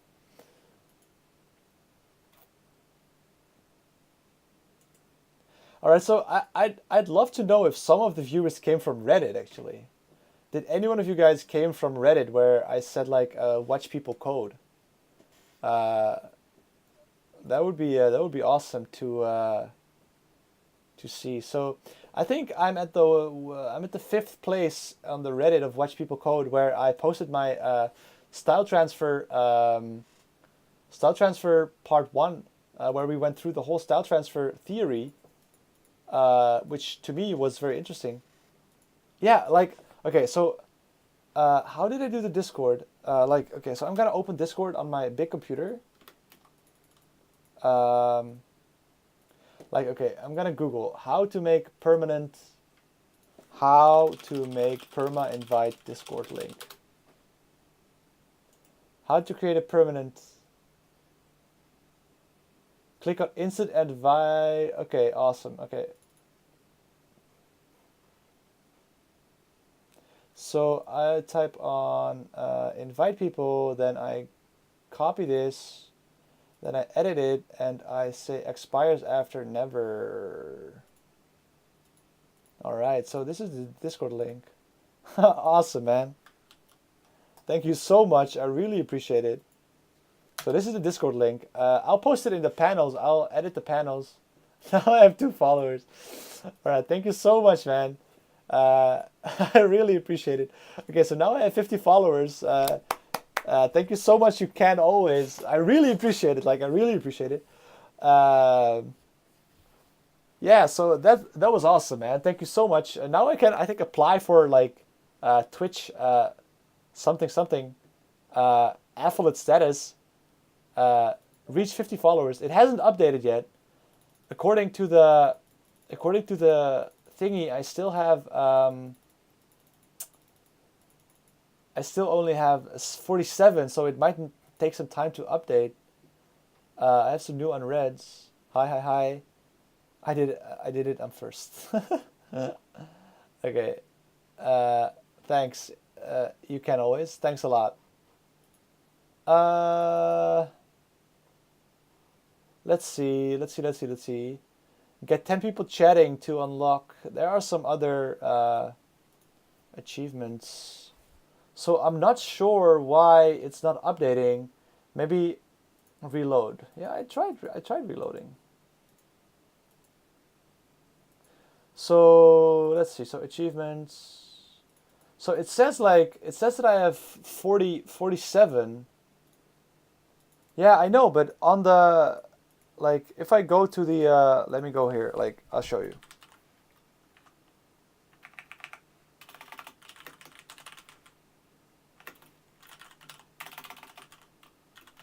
So it says 50 for me as well, but when I go to the broadcaster dashboard, it says 74.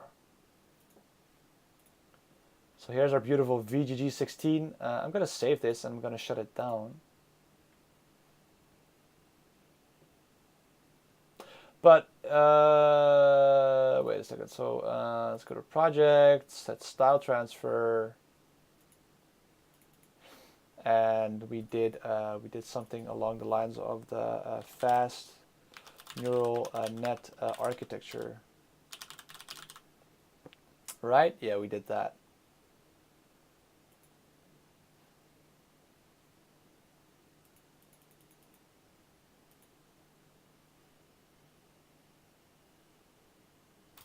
So look at my achievements. It says like 47. If it's, see, it says 47. So reach 50 followers, but it says 47. So Twitch, what's up with that?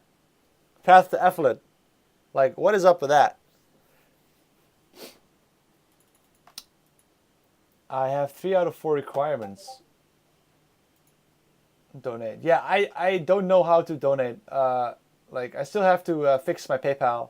Because I bought some Yu-Gi-Oh cards once and I got scammed, so how about that? So I need 3 more followers for this, but maybe I'll get them overnight. Maybe I'll maybe your accounts didn't work. Maybe they know. But thank you so much for trying anyway. I really appreciated it. I really do. My mic is on for Discord. I can't join the channel. Huh? Why can't I join? Oh, wait. Hello? Hello? Wait, is my mic off? Okay. Hello? Hey. Hey. 1 second. I'm wait 1 second. Okay, so wait, how am I gonna do this? Okay, so I'm gonna put in this. But I don't think it's working. But I still need a couple of followers. Go to general. What? Go to general voice. Hey, what's up? Oh, I can hear you. Can you hear me? Hi. Hi. Hey. Completely honest. guys. So what's up?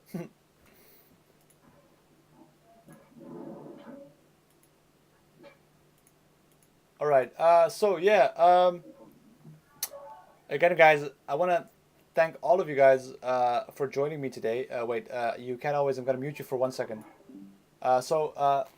Thank you all of you guys for joining me today. I hope I was able to provide you guys with an entertaining stream. Somewhat.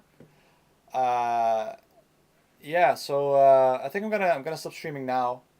So people always join in at the end for some reason. Um, yeah, I just want to thank all of you. I'm really thankful for you guys that you're willing to hang out with me here, learn some machine learning on the side. I had a great time.